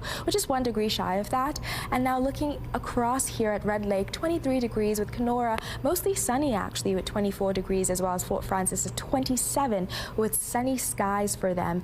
And looking into your 7-day forecast, so today our high is 24 degrees and tomorrow it's going to be 23, and we have that 60% chance of showers or rain according to Environment Canada. But for the rest of the week we do have that sunshine, that glorious sunshine, which is what we want to see for this time of year, with those high to mid 20s, which are the seasonal average temperatures that we would be expecting for this time of year. And looking into Saturday, that high of 23 degrees, but again that risk of rain, 30% chance according to Environment Canada. So just keep those raincoats, keep those umbrellas close by, because we might just need them. Thanks, Tandy. And we head back to the Forks now, where we find CTV's Ainsley McPhail, and she's getting us set for a Canada Day tomorrow. What's up now, Ainsley? Well, there's going to be singing, there's going to be dancing, there's going to be food. What a better way to celebrate a birthday? Vanessa DeSorsi is joining us now from Folklorama, and talk about a mix of cultures. Tell us about what's happening here at the Forks. Yeah, so we're really excited to be part of the Canada Day programming here tomorrow. One of our performing members, Drum Cafe, is actually going to be putting on a workshop under the canopy starting at 4 o'clock. So folks can come by and learn some African drumming with them and meet some of our ambassadors. I didn't even mention the Chilean dance group. Isn't that wild that I said zero things about it? But we have a live performance today. We do, yeah. So we've got Kidel Chilean dance group here with us today. They're going to be performing in just a moment. And they'll also be performing at the Chilean Pavilion during the first week of our festival, which is coming up. How pumped are you for that? We're very excited. So this year we're celebrating our 55th festival. The festival runs August 2nd to 15th. We've got a lot of great pavilions both weeks, and we're really excited for folks to check out as many as they can this year. Okay, as they say, hit it.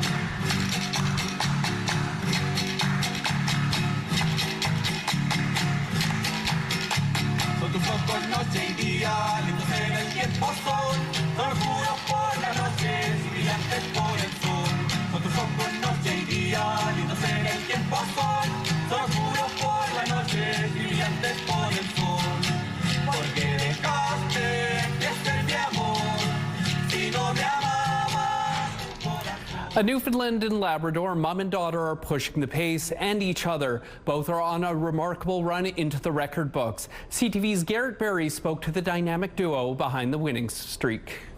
10 has become a lucky number for Newfoundland runner Kate Baisley. This weekend, her 10th victory at the 10-mile Telly 10 race, and 6 in a row now. A dominant stretch at this province's premier running event. I think it was like the largest crowd I've ever seen here. It was amazing, the amount of people. Beautiful sunny day, and it's just so much energy, so much positivity.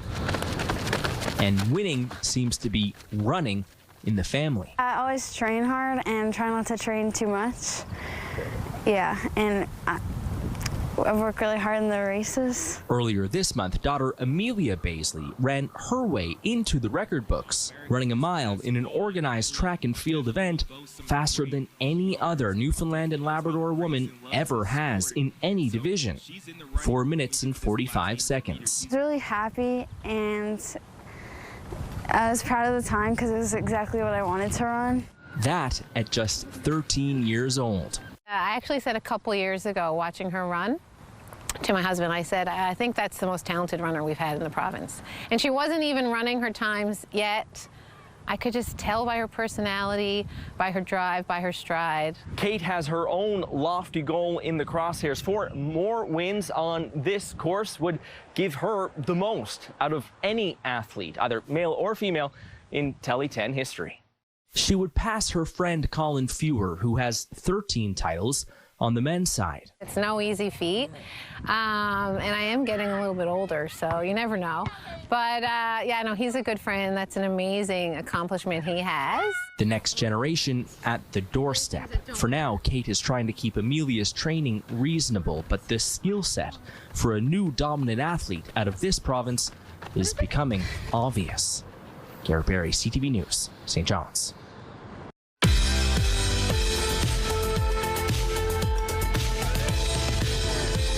Well, let's see who's celebrating a milestone today. Happy Canada Day and happy birthday, Gilbert, with love from your family.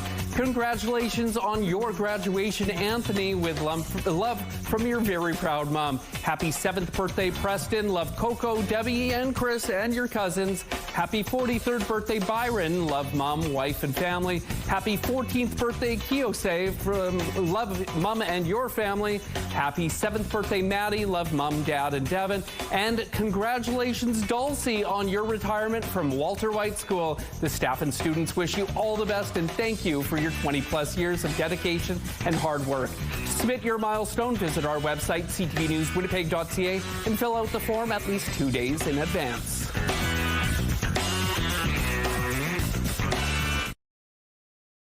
Weather is brought to you by Blinds Are Beautiful. Our new Hunter Douglas showroom is at 900 Lorimer.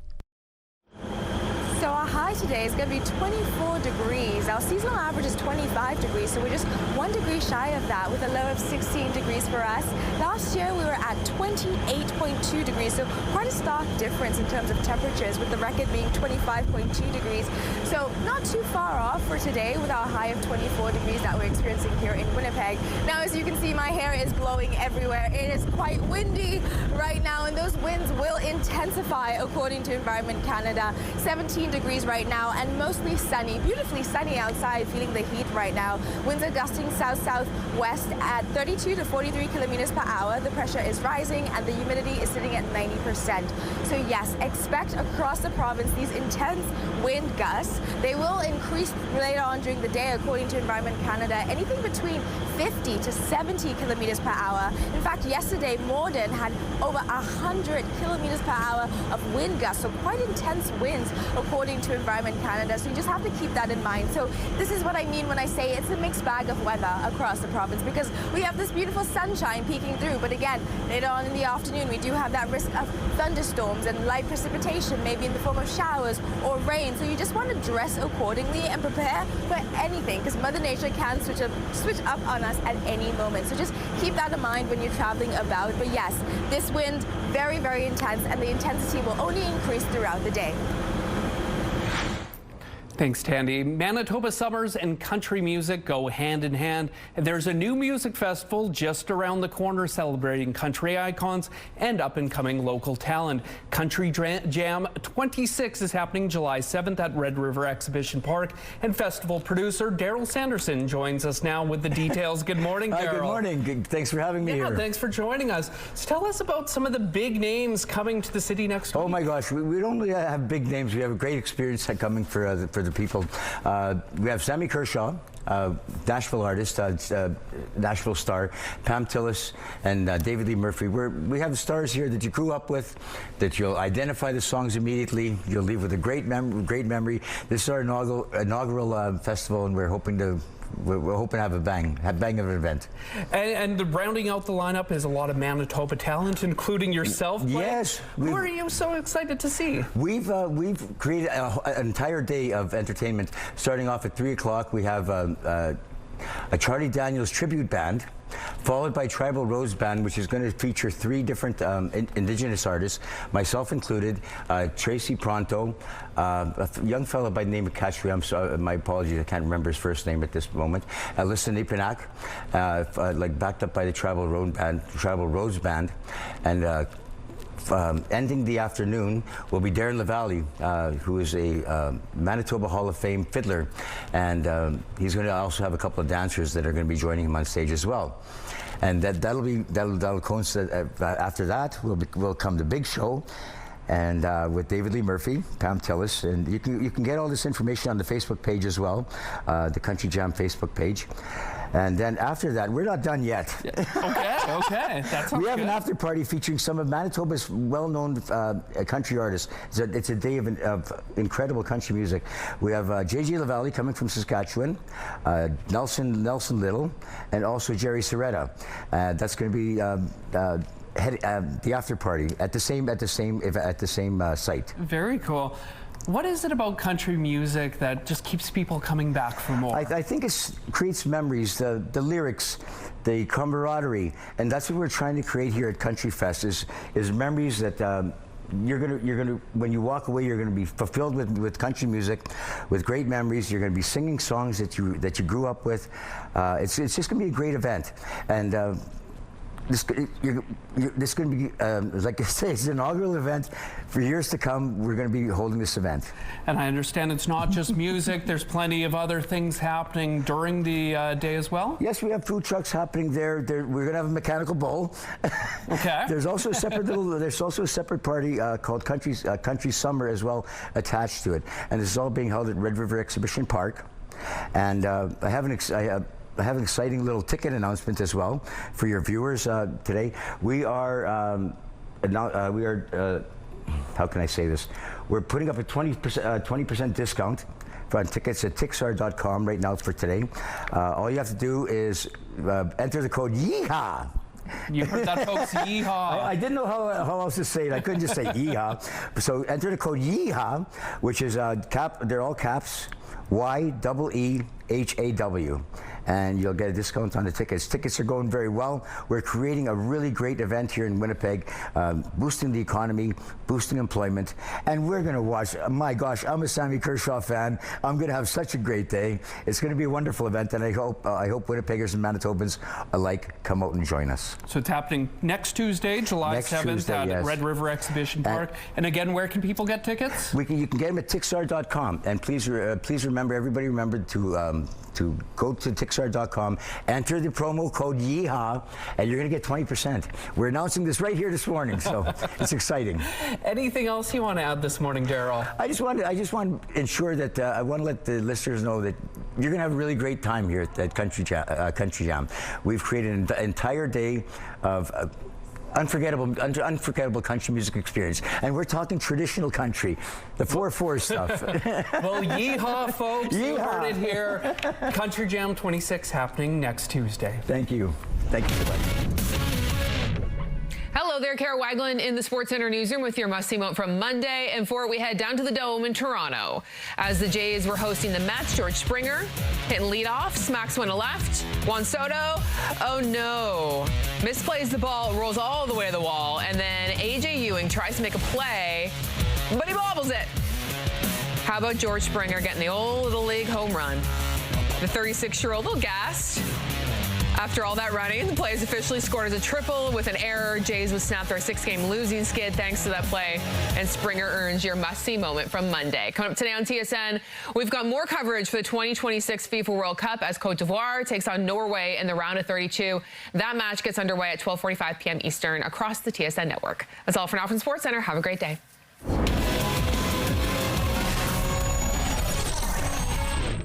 The TSN Must-See Moment is brought to you by Super Blinds and Draperies, featuring Hunter Douglas products. It's Tuesday, June 30th. Swath of destruction. A tornado sweeps across the plains near Rossburn as investigators work to determine the strength of Sunday's twister. Rescue operation off the BC coast. How many passengers are still unaccounted for following the sinking of a fishing charter boat? And technological revolution. Apple celebrates 19 years since it first brought you what has essentially become a computer you can carry in your pocket. Your Morning Winnipeg starts right now.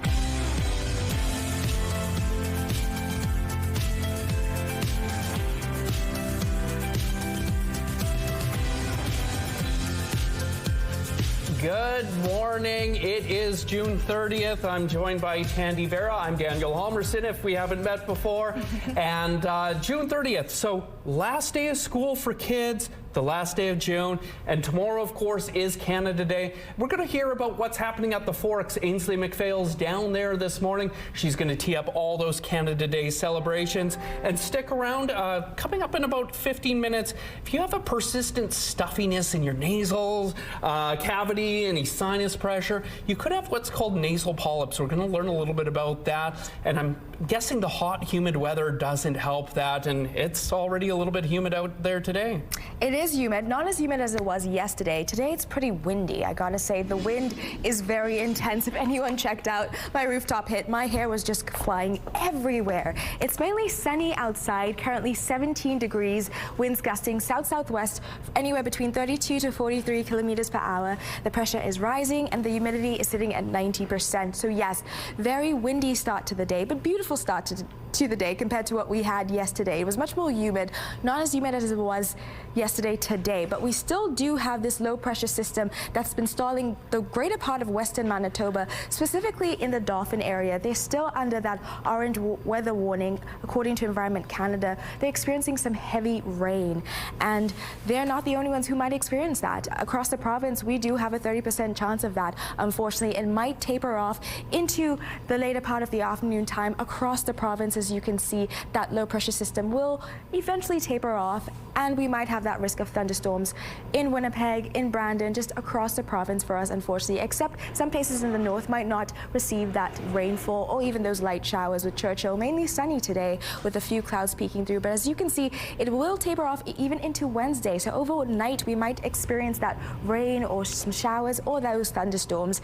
Unfortunately for tomorrow, and I know it is Canada Day, but eventually it will clear out by the time we get to Thursday. And looking at your 7-day forecast, so our high today is going to be 24 degrees with that 30% chance of showers or rain or thunderstorms. But tomorrow, it's a 60% chance, so double that. And I know that's not what we want to hear. It's expected for the later part of the afternoon or later part of the day, according to Environment Canada. But the rest of the week does look much more promising, with sunny skies and a few clouds peeking through, besides on Saturday, which does have a 30% chance as well for rain. But the rest of the week, we do have that sunshine to look forward to, so it'll be a great day to take a walk and spend time with family. Now, looking at the weather out of the day, Caleb, Connor, and Colby, yay, summer, and it's the last day of school, so this is the perfect photo. Keep the pictures coming, please. To submit your child's weather art of the day, visit our website, ctvnews.ca, and fill out the form. Your art can be shown on Your Morning Winnipeg, and we'll also enter you into our monthly contest for a chance to win a $100 gift card from Crocodile on Keniston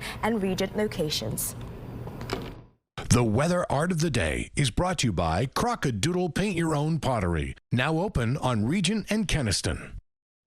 Environment Canada has confirmed tornadoes touched down in both Manitoba and Saskatchewan on Sunday. There was lots of kind of weird clouds and whatever as I'd been driving, but I seen it almost looked like little fingers coming down. A tornado tore through the Rossburn area, damaging homes and knocking down trees. Environment and Climate Change Canada is collaborating with the Northern Tornadoes Project to investigate how strong it was. Meanwhile, in Saskatchewan, at least one tornado touched down near the community of Pelly, about 100 kilometers northeast of Yorkton. Another possible tornado has been reported near Stornoway, but there's not enough evidence at this point to confirm it. Meantime, heavy rain pounded Brandon on Monday evening. The city is one of at least 4 Westman communities to be hit with more than 100 millimeters of rain.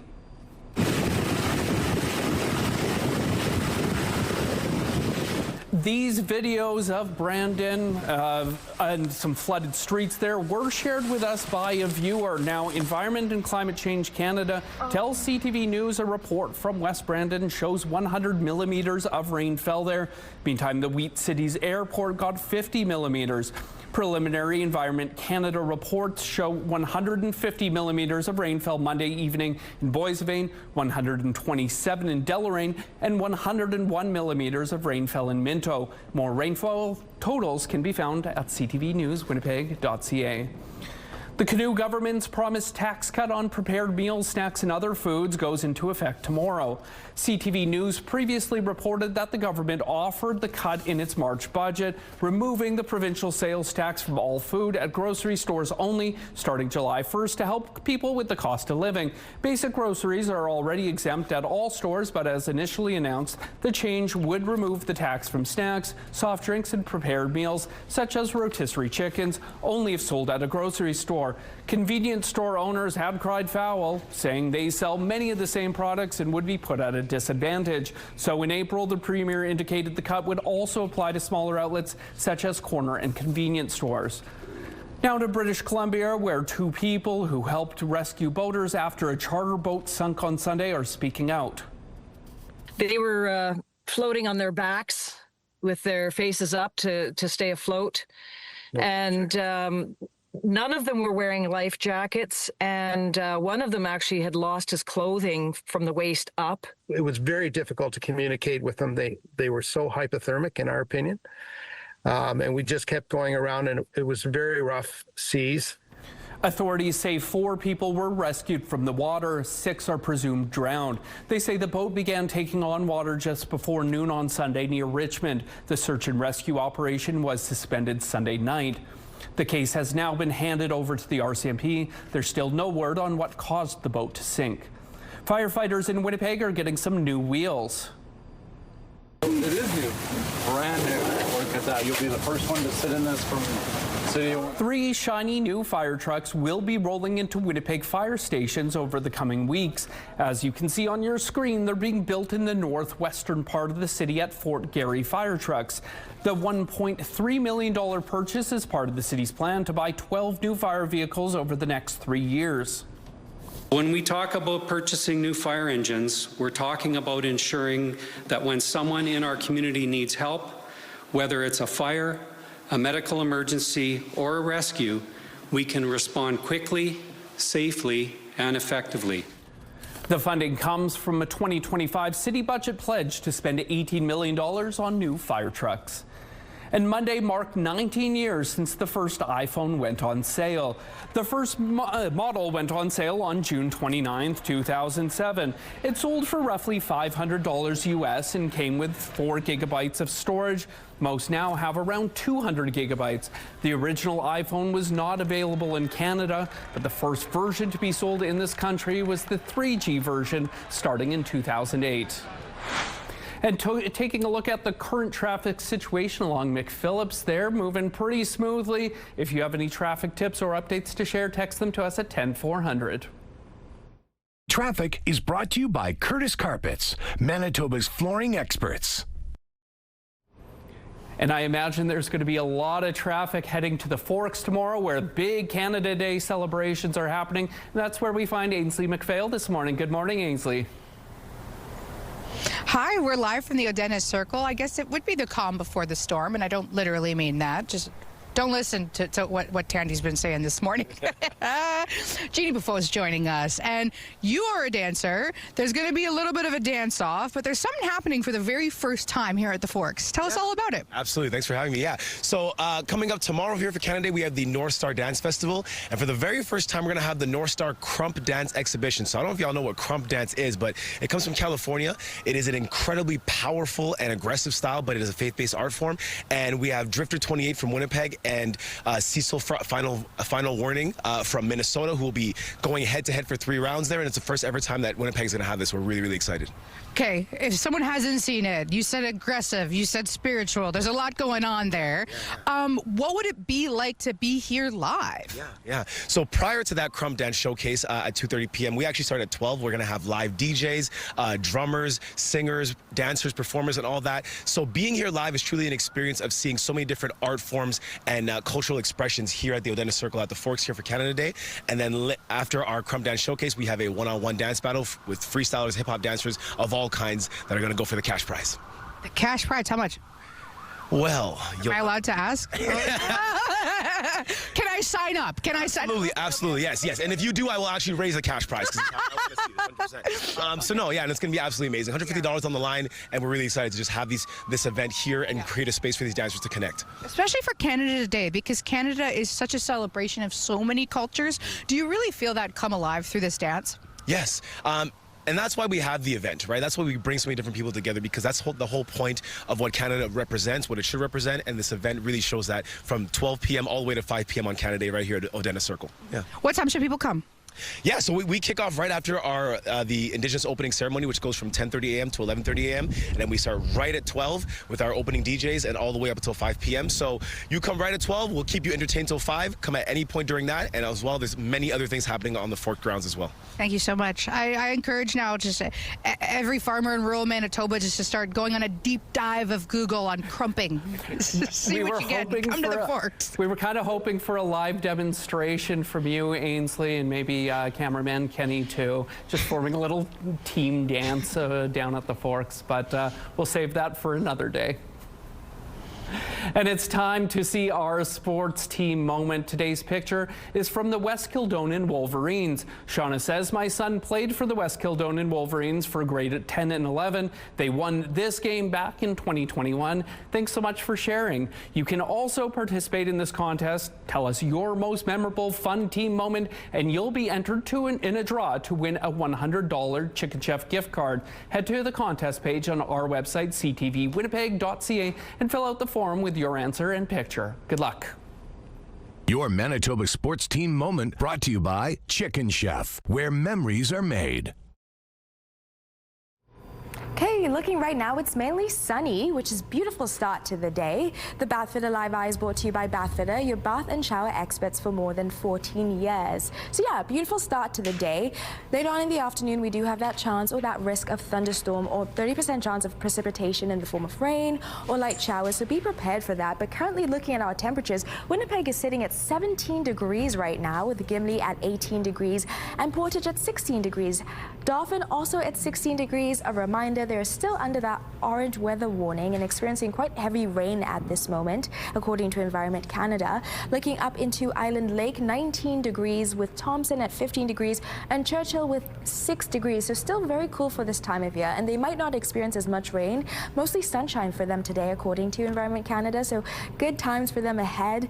Now looking into our satellite image. So yes, as I mentioned before, we do have that low pressure system that's been stalling in western Manitoba throughout the morning, and it's likely to taper off across the province. So we just have to keep that in mind, and it might go overnight, unfortunately, and in parts of tomorrow. So it's going to be a mixed bag of weather. So just be prepared for everything. It might be sunny, it might be cloudy, it might rain. Just be prepared for all of that. And by the time kids head to school, it's going to be 17 degrees and mostly sunny outside, as it is as gorgeous as we just saw through the live eye. 20 degrees during lunchtime and 23 when they are heading home, but that chance of precipitation is lingering. So make sure they pack their raincoats, pack their umbrellas. I know it's their last day of school, but they still have to be prepared just in case. And looking into your 7-day forecast, again, today and tomorrow, those 30 to 60% chances of showers and rain and thunderstorms, but the rest of the week is mostly sunny, which is exactly what we want to experience for this time of year. We're taking a break right now, but we'll be back with more CTV Your Morning Winnipeg.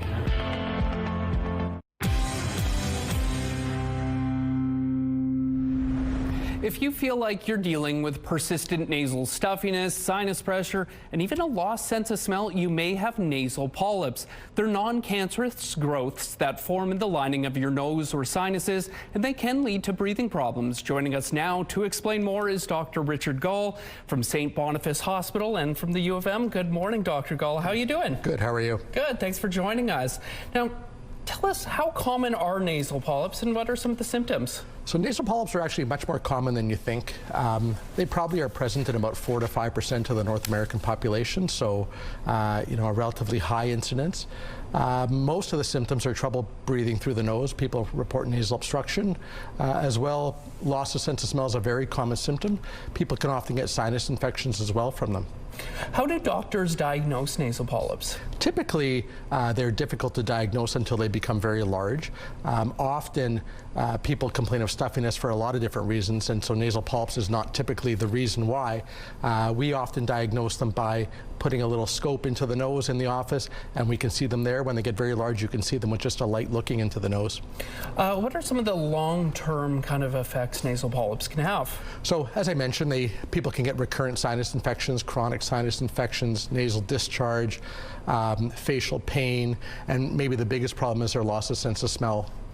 Interesting. So, are there instances where people should seek further medical attention? For sure. I think that anyone that has a loss of sense of smell should seek attention.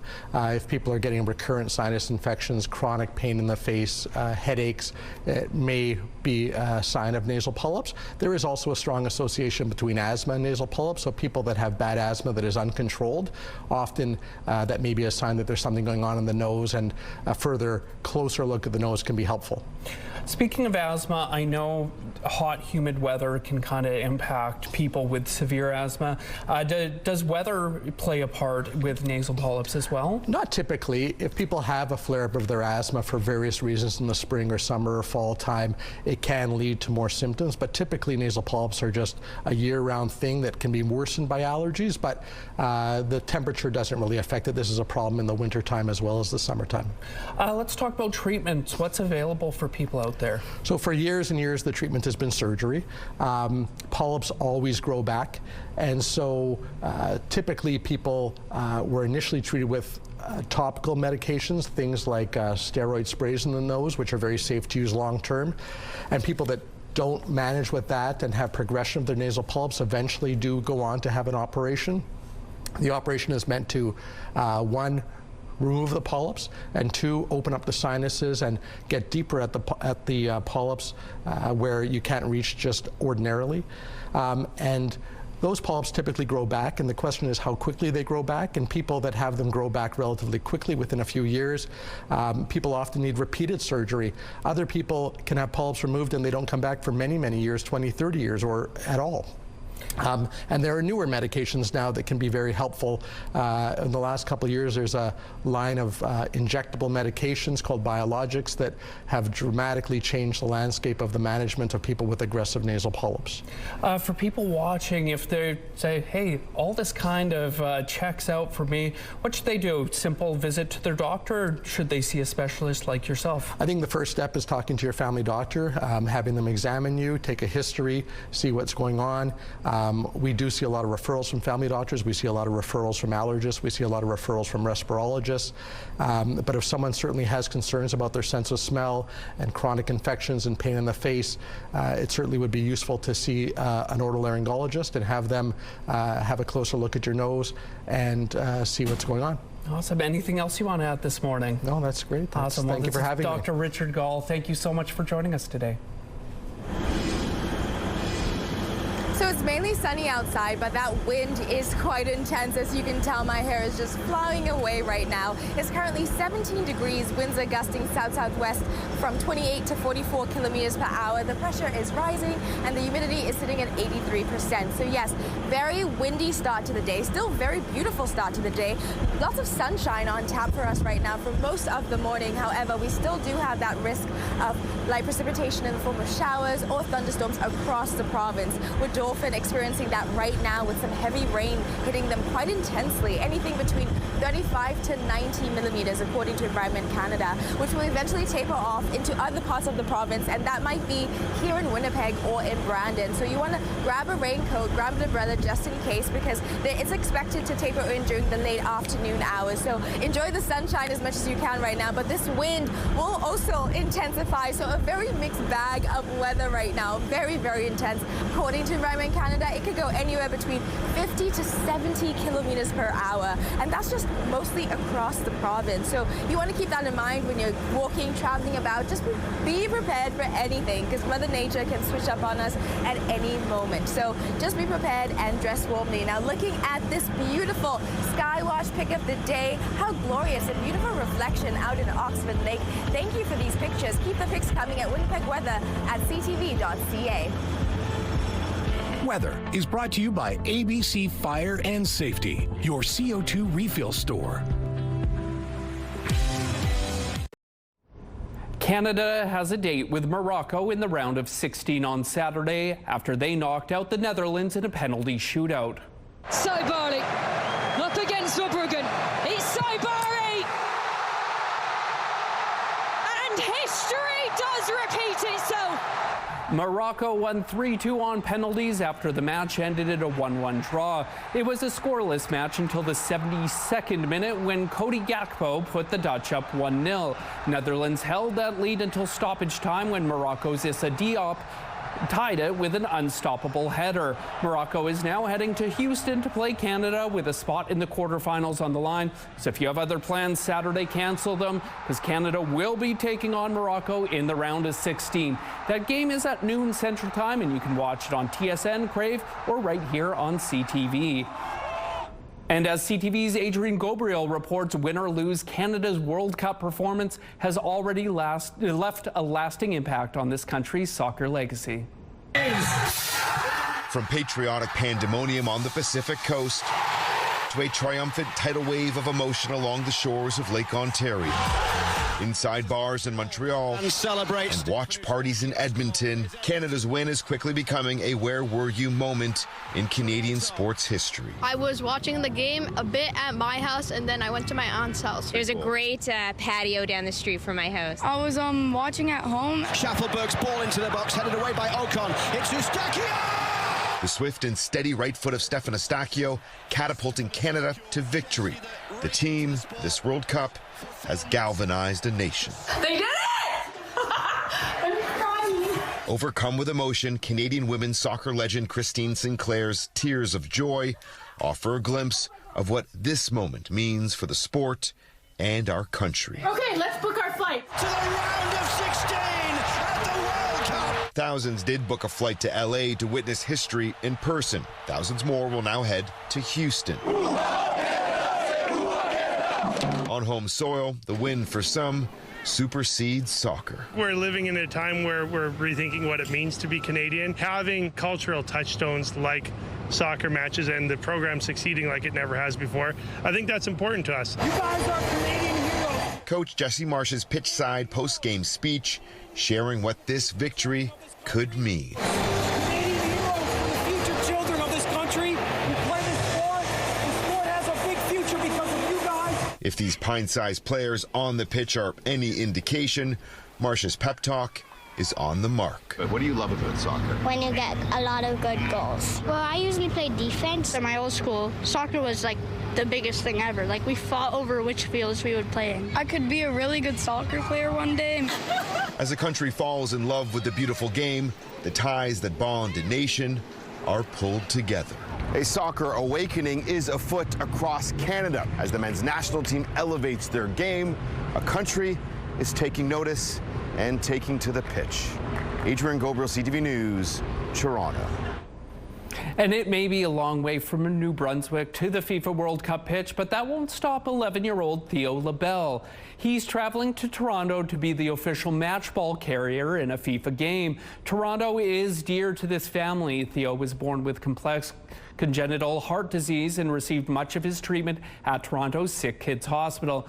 This time he will be in the city for much happier reasons as the ball carrier for the game on July 2nd between Portugal and Croatia. He hopes he can speak to his favorite player, Croatia's Luka Modric. And taking a look at the St. James Bridge there, traffic moving quite well. Don't go anywhere. We'll be right back with more Your Morning Winnipeg. It is 17 degrees right now, mostly sunny outside with those beautiful blue skies. Winds are gusting south-southwest at 28 to 44 kilometers per hour. The pressure is rising and the humidity is sitting at 83%. Those winds are a bit intense and that's why our camera is shaking a little bit there. And the winds are set to intensify even more according to Environment Canada, anything between 50 to 70 kilometers per hour. And right now with Western Manitoba, they're still dealing with that low pressure system that has been stalling all morning right now. And unfortunately, they've been experiencing some very heavy rain with some thunderstorms, very scattered thunderstorms. And we too have that risk for most of Manitoba and for Winnipeg here in Brandon. Now looking for today, we have a high of 24 degrees. Again, with those intense winds, as I said, winds gusting southwest from 50 to 70 kilometers per hour with that chance of rain later on in the afternoon. Rain or light precipitation or even thunderstorms. So just dress accordingly as I keep reminding people throughout the morning. And looking into the evening time, it's going to be about 16 degrees, but still we're going to have that chance of light precipitation in the form of rain or showers or thunderstorms with winds gusting southwest anywhere between 30 to 50 kilometers per hour. So the winds will decrease just a little bit, but still quite windy for this time of year. And looking into tomorrow, again, 23 degrees. The temperature will switch about, especially with the winds gusting at 30 kilometers per hour with that chance of rain and showers at 60%. So got to be prepared for that. I know it's Canada Day and that's not how we want to think, but just be prepared for anything because Mother Nature can switch up on us at any moment. Looking at the next 5 days, mostly sunny skies except for Saturday. I know you do see Saturday, but besides that, mostly sunny skies with high double digits in the 20s. Now to the latest on wildfires threatening parts of northern Manitoba. According to the province, the fire is roughly 11.5 kilometers from the town of Lynn Lake, and it's more than 5,000 hectares in size and is considered out of control, and the town remains under a mandatory evacuation notice. Lynn Lake Mayor Brandon Dulowich told CTV News the fire was started by a lightning strike on Thursday. He said it grew rapidly due to the lack of rain. The province says 19 people from Manitoba's search and rescue team and the Office of the Fire Commissioner have set up a command post in Lynn Lake dedicated to value protection, and fire apparatus from several departments arrived over the weekend. Meantime, around 1 a.m. Monday morning, Marcel Colombe First Nation residents safely evacuated. The Red Cross says it's well prepared for the influx. Each year, in each response, we work very closely with the community leadership in all of them, and yeah, we take learnings from each year, from each response, and working with each community. So, you know, every year and every response informs what we do moving forward. Some evacuees have already arrived at Brandon's Evacuee Reception Centre, and the Canadian Red Cross says other evacuees are expected to be hosted in Winnipeg. The province is working closely with the Red Cross to assist evacuees, ensuring they have access to emergency supports and lodging. The City of Winnipeg is looking to cap the number of free transit passes for youth as it figures out how to pay for the provincial program.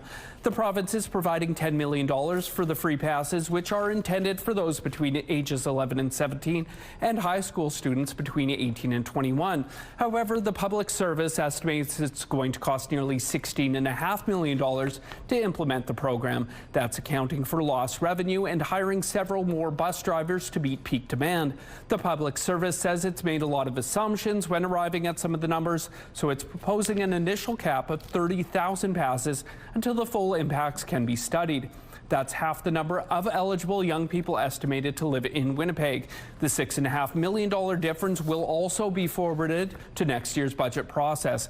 If there is strong demand and not enough additional funding, the program may only be able to run between September and March rather than September to August. And a Chinese dissident is rebuilding his life in Canada after spending years in prison for challenging China's government over the Tiananmen Square crackdown. Here's CTV's Judy Trin on his daring escape at sea. Deng Guangping's friends have been making sure he eats well.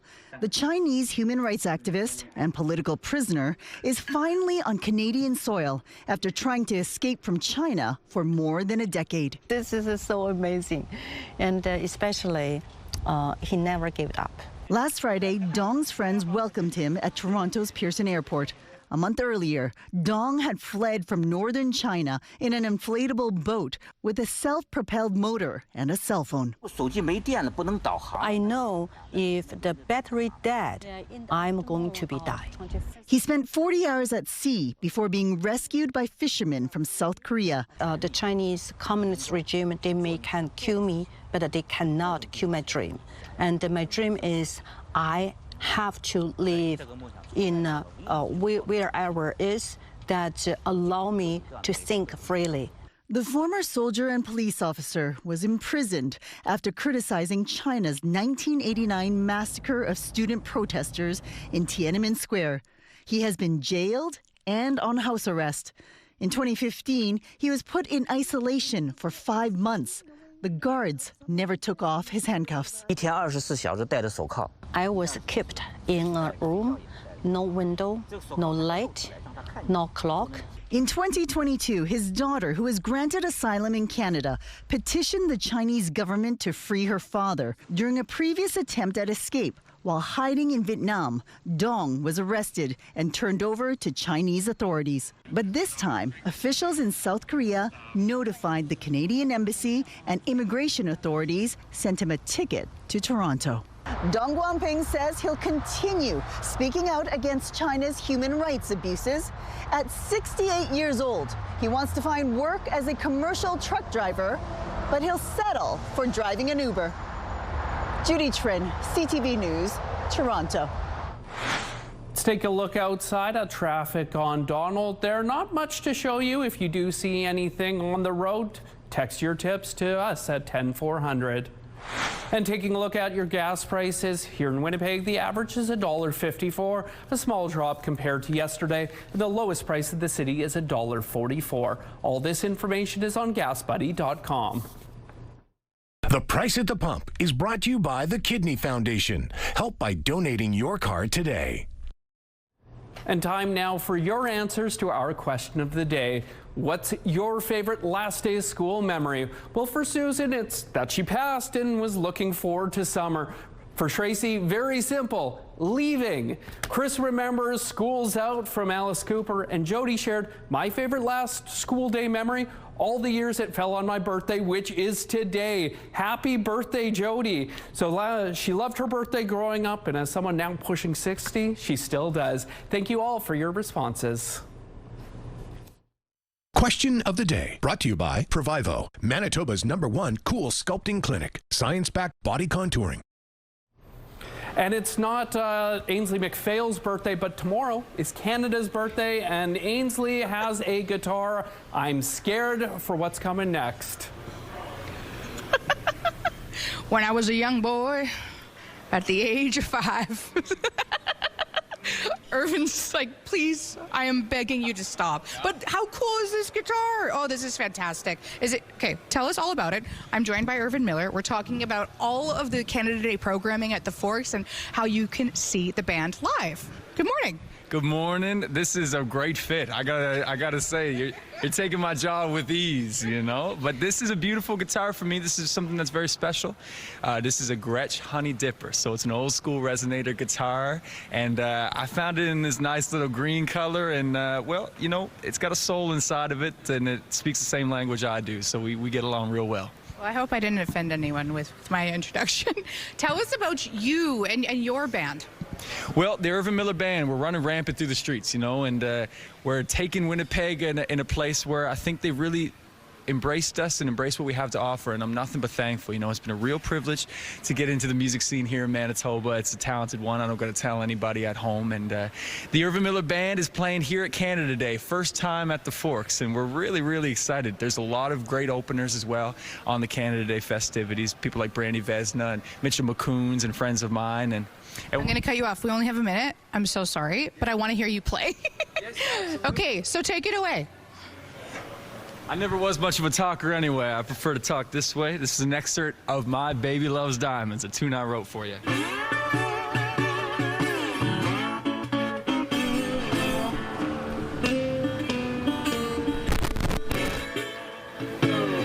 She go down to Ray and Jerry's, wearing all the fine things. When it's time to pay the tab, boy, I hear my telephone ring. Baby love diamonds more than she loved me. She'll run out as soon as I run out of money. That's right, people at home. Irvin Miller Band now. Imagine you're just... That was so good. I love that. That was so good. Now he's playing the blues. We have blue skies, but how's the weather shaping up for the next couple of days, Tandy? Yeah, so today, blue skies, beautiful, sunny out. But again, as I keep saying all morning, a mixed bag of weather is what we're going to have for today and for tomorrow. It's 17 degrees right now, mainly sunny with those blue skies. Winds are gusting south-southwest at 28 to 44 kilometers per hour. The pressure is rising and the humidity is sitting at 83%. So across the province, we're going to be dealing with these winds. Very intense winds. In fact, right now in Dauphin, they're experiencing anything between 46 to 74 kilometers of wind gust right now. So it's quite intense over there, as well as heavy rain, as they are under still an orange weather warning. And same with the PA. Lots of rain, heavy rain in store for them right now. Is what they're experiencing, and that might too be for us here in Winnipeg as well as in Brandon and just across the province. We do have that 30% chance of showers and risk of thunderstorms, so you want to dress accordingly. That would be later on in the afternoon, that chance that it could happen. But for now, it's a great day to go out and enjoy the sunshine, enjoy the walk. It's beautiful weather, and besides the wind, it's a great day to go out. Weather is brought to you by Canadian Footwear, helping you find the perfect fit. Manitoba Hydro is reporting storm-caused outages are affecting thousands of customers across southern Manitoba. But as of about 30 minutes ago, the electrical utility in a post on X says it's made significant progress in getting power restored. Although about 4,600 customers are still without electricity, Hydro is now prioritizing remaining work and is looking to bring all customers back online safely throughout the day today. It's estimated more than 100,000 Canadians own property in Mexico, but if you plan to buy real estate there, you have to be careful. CTV's Pat Foran explains why. Pamela Jarvis of Mississauga walks with a cane and uses special gloves to help support her hands. She finds cold Canadian winters difficult and feels much better in the warmer climate Mexico has to offer. My late husband and I used to go to Mexico all the time because it gave me some respite from, I have chronic pain throughout my body, so I've had rheumatoid arthritis since age 10. It was Jarvis's dream to buy a property in Mexico, and when her husband passed, she decided to purchase a condo for her and her 2 children in Tulum, which is about 2 hours south of Cancun. We were going to buy like a little place, rent it out when we're not using it, and then, you know, go there for me as much as possible in the, you know, to get away from Toronto winters. Jarvis used a real estate agent and bought a pre-construction condo in Tulum in 2022. The developer wanted 90% of the money in advance, so she paid $167,000 US. The condo was to be finished in 2023, but there were constant delays. A friend sent her recent photos of the building site, and it appears nothing is happening. A lot of them are not finishing, and it's hard to get your money back. CTV News reached out to the developer but did not get a response. The real estate agent she used told us it's a sad situation. Unfortunately, it's happening with other pre-sale complexes in the area as well. A Bloomberg investigation into real estate in Tulum found over the past few years many developments have been left unfinished, and many investors who purchased pre-construction condos have lost their money. We found a lot of investors who never got their units. Jarvis has hired a lawyer and is hopeful the condo will eventually be completed or that she gets her money back. But for now, her dream is on hold. It's in a different country. I don't know anyone. I don't know the language. Looking back, I regret doing this. Pat Foran, CTV News. A new initiative in Winnipeg is helping creative types in our community bounce ideas off of one another, and it's opening up new opportunities to collaboration. It's called the Creative Circle, and the organization has a big networking event happening this weekend. And joining us now is Creative Circle's Olamide Bioboku. Good morning, Olamide. Good morning. Thanks for being here. So, sure. First off, how did you come up with the idea for the Creative Circle? Okay, so I started creating. I am actually a content creator, so I started creating in December of 2024. And when I started creating, it felt like I was creating in isolation. For background, I've always been in human resources, and I've always had interactions with humans, like just networking and stuff. So when I started creating, it felt like it was a little bit isolated, and I'm like, okay, this is a little bit isolated. I need to get to events. I need to meet other creators, and this. I'm like, so why not? Let's put something together that brings creatives together so that we can meet, collaborate, you know, connect and thrive together. And that was how we had the first event last year. It was in September, and it was a small idea. It was beautiful. I was so scared. I wasn't sure anyone was going to be there, but it turned out really good. People liked the idea and like, okay, so we're going to make this something, and that's how Creative Circle was born. What kind of content do you create yourself? Okay, so I do fashion and lifestyle. At the point whereby I am trying to, you know, put African fashion out there. Like, for example, what I'm wearing is by a Nigerian-made designer, dressed up by Taiwo. She's a Nigerian. My long-term goal is to be able to bridge the gap between African brands and, you know, immigrants here in diaspora, and because, like, our African prints, pretty beautiful, and we need to be able to bring that here. And apart from that, I do lifestyle as well. So basically, I'm in the intersection between fashion and lifestyle. Very cool. So yeah. Connecting creators not only with one another, but businesses and entrepreneurs. Why is that important? I think it's important because that's what the creative ecosystem really is, right? Even if you're a creative, right? These days, organizations are actually moving out of doing hard advertising to actually doing like employee-generated content and even in-person generated content. So there is a need for creatives out there to be connected to entrepreneurs and business owners, because the business owners need the services of the creatives need the services of each other as well, and then we also need the business owners need the service of the creatives. So it only makes sense to be able to bring everyone together into an ecosystem where we can thrive, collaborate, connect, paid collaboration, just do things together. So a big event happening this Saturday afternoon. It's the second edition of the Opportunity Room. Really quickly, tell us about that. Okay, so for this year we have it's our flagship event. We're going to have it every year. So this year we have it at Prairie Theatre Exchange. It's called the Opportunity Room. Happens between 2 and 8 p.m. It's going to be a lot of networking. There's going to be fun. We have 3 panels, and the way we've designed the panels such that the term creative is actually very large, like it's big, right? So what we're doing is we have 3 panels. We have a panel that talks about the creative process. So on that panel we have artists, models, like the creative people, and they're going to come tell us about like life experiences, how they actually come up with their ideas, and like real life interaction experiences. Then we have the content and influence panel, and then we also have the business of creativity panel. So the idea of the last panel is that as well as you're a creative, right? A lot of creatives do it out of passion, but there's a time when you actually have to generate an opportunity from your passion. So we have, on the panel, we have people who have actually transitioned from just being creatives to actually being creatives that have generated income from themselves.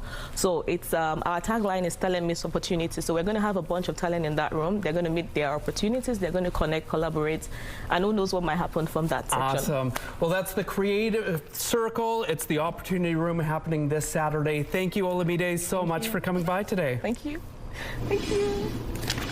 Okay, looking out right now, it's 17 degrees, mostly sunny. You can see that wind is intense, winds gusting south-southwest, anywhere between 28 to 40 kilometers per hour. The pressure is rising and the humidity is sitting at 83%. So across the province, we're going to be dealing with these highs of 20s. We're going to be on the way 20s to 26s just across the province, with that risk of thunderstorms, including in Dauphin, which is experiencing that right now, as well as in Brandon. So just be prepared for that. According to Environment Canada, it could happen anywhere between the late afternoon, with Winnipeg at 24 degrees with that expectation of a 30% chance of that rain, precipitation or thunderstorms. So you just want to be prepared for that. And that's just across the province with those high 22s and 23s and 24s. But those are our highs today. And looking at our 7-day forecast, by the time it's Thursday, it's going to be mostly sunny. So sunny days ahead on the rise. So we're going to have those beautiful starts to the day.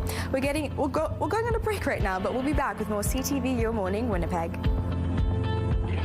Arrangements provided by Lacoste Garden Center. Salon services provided by Essentique Spa Salon.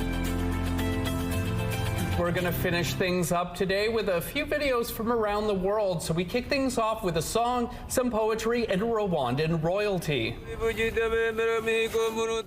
In Nyambo are royal cattle. They can be recognized by their long and crescent-shaped horns. They graze at the King's Palace Museum and at the homes of Rwanda's richest people, including President Paul Kagame. The cows have long been linked to nobles and raised in royal courts to symbolize wealth and power.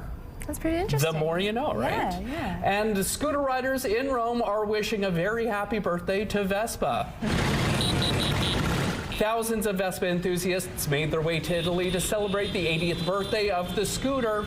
Rome is hosting Vespa Roma 2026, 80 years of an icon. It's a 4-day event, turning the city into a Vespa village full of exhibitions, races, and parades. Vespa launched in 1946 and became symbolic to Italy, cheap, stylish, and practical. And that's what some people would say about me. Nice, that looks fun. Happy Canada Day, folks. Celebrate all you will, stay safe, and we'll see you back here Thursday.